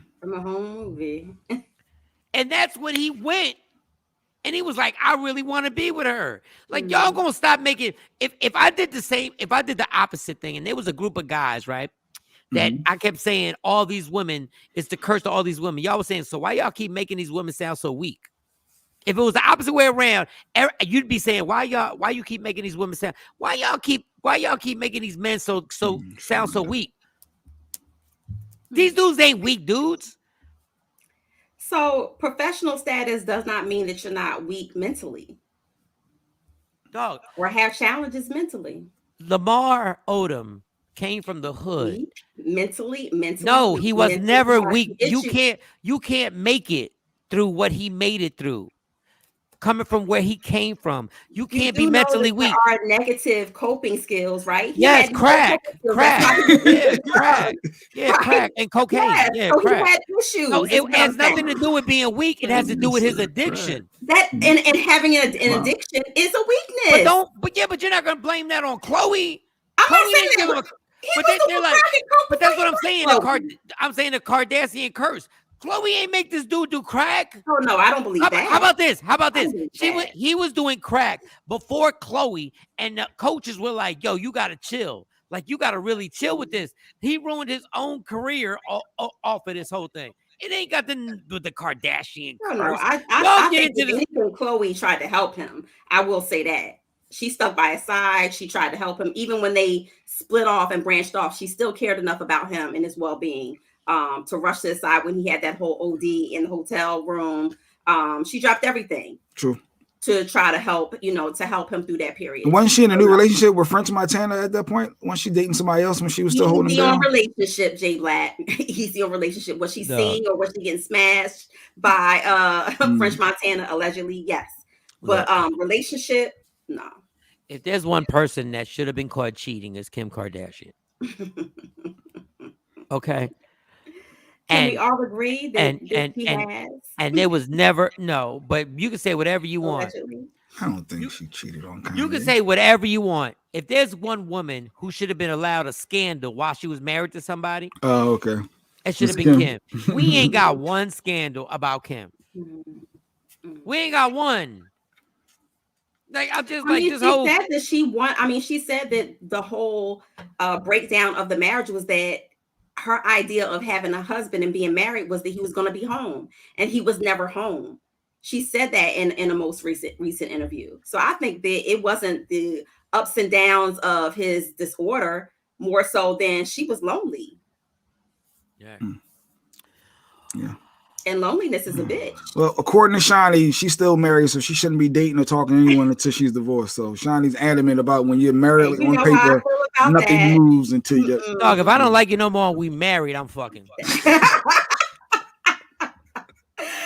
I don't believe in that. I feel like it's a paper and a judge. That has nothing to do. I'm not emotionally attached to you, spiritually attached to you anymore. Yeah. Go for broke because I'm about to go for broke, and I'm about to be out in these streets.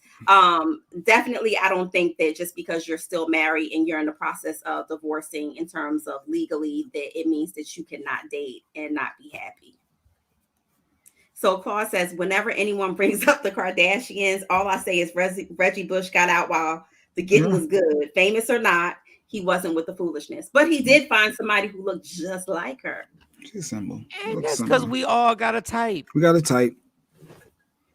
That's all. We got a type. I don't know. My track record been all over the place. Well, maybe you need to reevaluate evaluate my life. Your type. But you did ask a question earlier, and before we get out of here, Michael Shawn, I just want to say 2 things that turn women off to men. Yeah. We're watching. Teeth that look like you've been chewing on rocks and stinky breath. Okay, that can be fixed. Go ahead. That can be fixed. Unless there's that one thing that halitosis. Yeah. That halitosis that a man ain't gonna carry, a man ain't gonna help. Right. 1, if you don't keep your hair cut. Okay, that can be fixed. Okay. That's a turn off. That's a turn. But you said shout out to DeMarco. Oh, okay. Barber. I see him. I thought you was about to hit me with something. I thought you. No. And then men who ask women for money. That's a turn off. So a man can't say he need help. He can't say hold me down. No. There's a difference between holding bae down. I was very, very clear on that. You ain't talking about $20. You ain't talking about $20. I ain't talking about, babe, I left my wallet on the thing. Can you cash at me $20? Right. So I can use my easy pay or whatever on the phone. Okay. I ain't talking about that. I'm talking about men who prey on women, like who know a woman got a good situation and say, can I get a loan? And then don't pay her back. Or can I get some money? So bad. Or if a woman pull out some money and a man say, "Yo, let me get some of that." Extra money. Was it with big eyes? Did you guys? Okay. Yeah, I don't appreciate anybody who preys on other people for money and takes a loan and doesn't pay it back.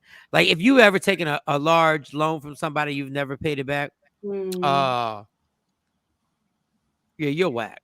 Especially if the person tells you, I really do need this back. Like I'm giving this to you, but I need this money. Because, I've said this like a million times. Like there'll be people I loan money to that I loan it to them because I don't need it back. So I'm like, go ahead. And you ain't getting it back. I'm not getting it back.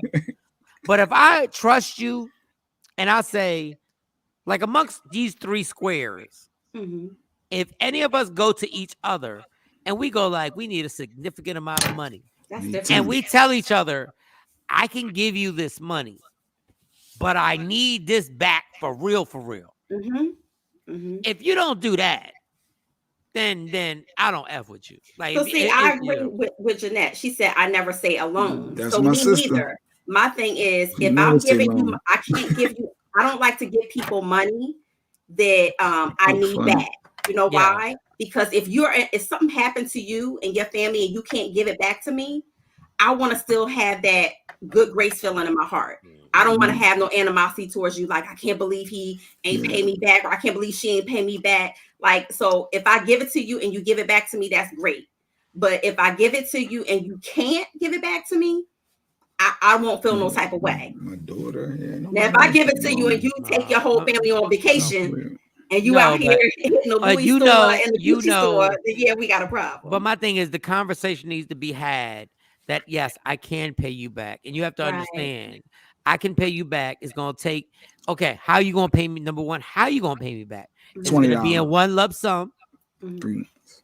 But if you agree with somebody that you trust and they don't pay you back, you ain't shit. Ooh. You ain't shit. Well, who? The person that didn't pay back? Yeah, the person that and they hoes out here who ain't shit. And do you see them on social media with some new Jordans? Boston. They got they freshly done up. They got a new whip. Some of them actually disappear off of social media. You know who you are, ho. It's not a little personal there. It sounds very personal. Very personal. Oh, you are, ho. You don't ever want this mouth. Don't ever be in a comedy club where I'm on stage. Don't ever. You had money to pay to get in here? You had no money to pay there you are back? men out there who are like that, who will borrow money from women with no intentions on paying them back. Yeah, Sorry, that's your 3 turnoffs. So asking for money, Mo said your teeth is jacked up and your breath funky and you ain't got a haircut. So those are Mo's 3 turnoffs. Don't come to me with no dirty ass sneakers. Like, I don't care if it's the same we pair got of a fourth. sneakers. If you only own one pair of sneakers, And clean them sneakers. joints. There's places out here that will, take care of them. If you know that's your only pair, take care of them. But don't come to me with no dirty ass sneakers. Don't come. You ain't gotta have on name brand, but smell good. And I'm not saying that you gotta go spend $500 on some Creed or some Bond or anything like that. But yes, smell good. Like, it will take you a long way. You can have on a Walmart t-shirt and some khakis. Smell good every day. And real quick, back on the repayment. If you borrow money from me and I never asked for it back, that means we're good. Oh, really? Yes, that means we're good. Wow, that's nice. That means if you were, we just like, that means we're good. That don't make sense. A large sum of money? If I borrowed, I owe you. If it's Like a a borrow. No, that's on you. That's your. I'm saying if I never ask you, if I never go back to you and be like, yo, what's up with that money? That means I'm good. Don't even worry about it. But I know you gave it to me and I got to pay you back. Yes, and this is why me and Jay can give each other money all the time. Because we know on your soul as a man, you're going to be like, I got to give this dude his money back. I need that. Yes. But as a woman, I would feel the same way. I would not feel comfortable walking around you, even if you didn't say anything. You shouldn't have to say something to somebody who you loan money to. But once again, there are also situations. Don't worry about it, and I mean that for real. Like, if I'm in a good situation and you're in a mess up situation, hell no. I run me my so I don't have to pay. Okay, don't bring that shit up. Don't bring that up. Don't bring that up. Let the personal stuff coming out. Don't bring that up. No, but if somebody, let's just say somebody asked me for, like, let's just say someone's like, yo, Mike, we rolling. And somebody says, can I get $500? And they're close to me. They're close to me. I'm like, here's the 500. Don't worry about it. I'm telling you, don't worry about it, because we're good. That'll bother me though. But now, Jay Black is the type to be like, Mike, that's why you an asshole, because that's why you ain't got no money now. But I'm good. I'm like, go get it. Jay Black could be like, remember back in 2003 when we was at that one club and you needed $50? If I've never asked you for the money, that means we are excellent. We're good. Okay. Don't even worry about it. That means I gave you, like Mo said, I gave you that money. No, I don't want that. You holding that over my head. You're gonna get this back. But I'm not even the type to hold that over. I know you're not, but yes. But if I told brain in Stanky's mind, he feels like you are. But if I told you, yo, I'm about to dig in this savings account to lend you some money, right? And I really need it back, but I know you in a messed up situation. And I say I really need it back. And you don't, we ain't gonna have no physical beef, but we just through. Like, please, just understand, Don't ever say what's up. It's good. You got me. You got me. You got me. But that's the last time you're gonna get. But that's it. That's it. Time. We're good. That's the last We're good. time.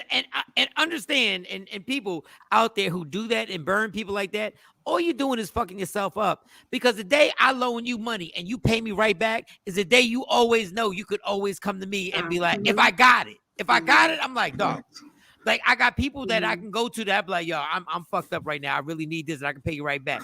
Once you do that, God damn it, your credit score with me is an 8,000. Like, your credit score with me is good. But you think for Michael Shawn and knowing good and well that they weren't going to give it back to me, but still gave it because I know that they needed it more than I did. So you gave them some bread and they thinking you calling about that. You just trying to find out about a game. And they not answering the phone like, oh, this nigga, hey, I know I owe no bread. I'm trying to figure out, oh, you betting on DraftKings. Like, and they ducking you. They ducking you like, no, I ain't answering that call. Doo-doo-doo. You changed your number. Like, well, what? Why did you change your number? All right, we good. You're funny. So tomorrow we got Dr. Smith and Dave Anderson tomorrow. The ultimate versus. Yeah. All right, ladies and gentlemen, tomorrow. Listen, I'm telling y'all right now. I'm gonna write down topics, and I'm gonna put the topics out there. Mo, you need to be here. I'm gonna be here, and they're each gonna have time to state their case. When I tell you, I'm gonna go like this. Now, the only thing I haven't figured out is how do we figure out who won the debate? Do we go by the people's comments on IG? Because Dr. Smith is not going to be on IG Live. So we got. I'm going to try to get him on the Takeover Legends page. I'm going to try to get him on IG on the TOLs page. That's going to be kind of difficult. And what time does this start? 8 o'clock, 8:30 Eastern time. Either 8 or 8:30, I forget. So 8:30 or 8, and then it'll be 7 Central Time. How long are we gonna do this segment, y'all? Is it gonna be 30 minutes? I don't know, because you just said more than 30 minutes. If it's compelling, it's compelling. Yeah. We out. We gotta have some structure, dog. We gotta have some structure. Look, he wanna bounce out now. Now he wanna bounce out. Look at the time. So what are you eating? What are you leaving the show to go eat? No, my wife been doing turkey sausages. She been doing turkey stuff and turkey this, turkey that. Because if it wasn't for you, he would be. She's trying. Why don't you get the vegan stuff? Why don't you get some vegan stuff? I don't know how this going to taste. I need something that's going to taste good. Impossible sausage is actually good. The Impossible burgers and the sausage and the meats are good. Can we? I think we did shout out Sequisa, our nurse practitioner. Yes. And I want to shout her out one more time. Oh man. She read Jay Black's numbers from the doctors. Blood work, yeah. The blood work numbers, and she broke it down. That's why the motherfucker aware of what's going on right now. No, yeah, she woke me up a little bit. And we want to thank you because I said we ain't financially got something, but I'll tell you one thing we did get. If we got one thing, we probably got Jay Black. He probably added maybe like 8 years on his life. Amen. Because Jay Black was like, my numbers is good. Everything is good. I already went to the doctor said that was good. And Sequisa was like, you poured a lot. You poured a lot on this. You poured a lot on that. That's like saying you almost broke. She was like, you almost broke. You almost broke. Yep. So now we'll get Jay Black walking, maybe walking a mile or two a day, and get him right. See, niggas take shit too far. Oh, why we trying to make it healthy? Because we want you to live. Because we want you to live. We want you to be healthy. We want you to be around. You weren't supposed to. We wanted to be Big Pun. Too far. I'm trying to live. We gotta go. All right, we gotta go. Right? We gotta wrap it up. We're not talking about. Visit wokeupinspired.com, people. Go ahead. I gotta get my website back up and running so you can start. Is that upinspired.com? Who's that? Wokeupinspired.com. Woke Up Inspired. That's my wife's website. Oh, that's the website. Oh, okay, okay. Shout out to Leah Frazier, Jay Marie, the last couple of people that did a couple orders. Appreciate y'all. If you want some shirts, if you want sweaters, some sweatshirts, hoodies, coffee mugs, anything can be customized right there. Go to that. All right, y'all. Love me for who I am. Jay, you got to remind us to do that earlier in the show. I know. When we had the high, I know. I wasn't even thinking about it. I was worrying about my credit. Matter of fact. No. Matter of fact, once again, we're gonna do this. We're gonna do this on air right now in front of everybody.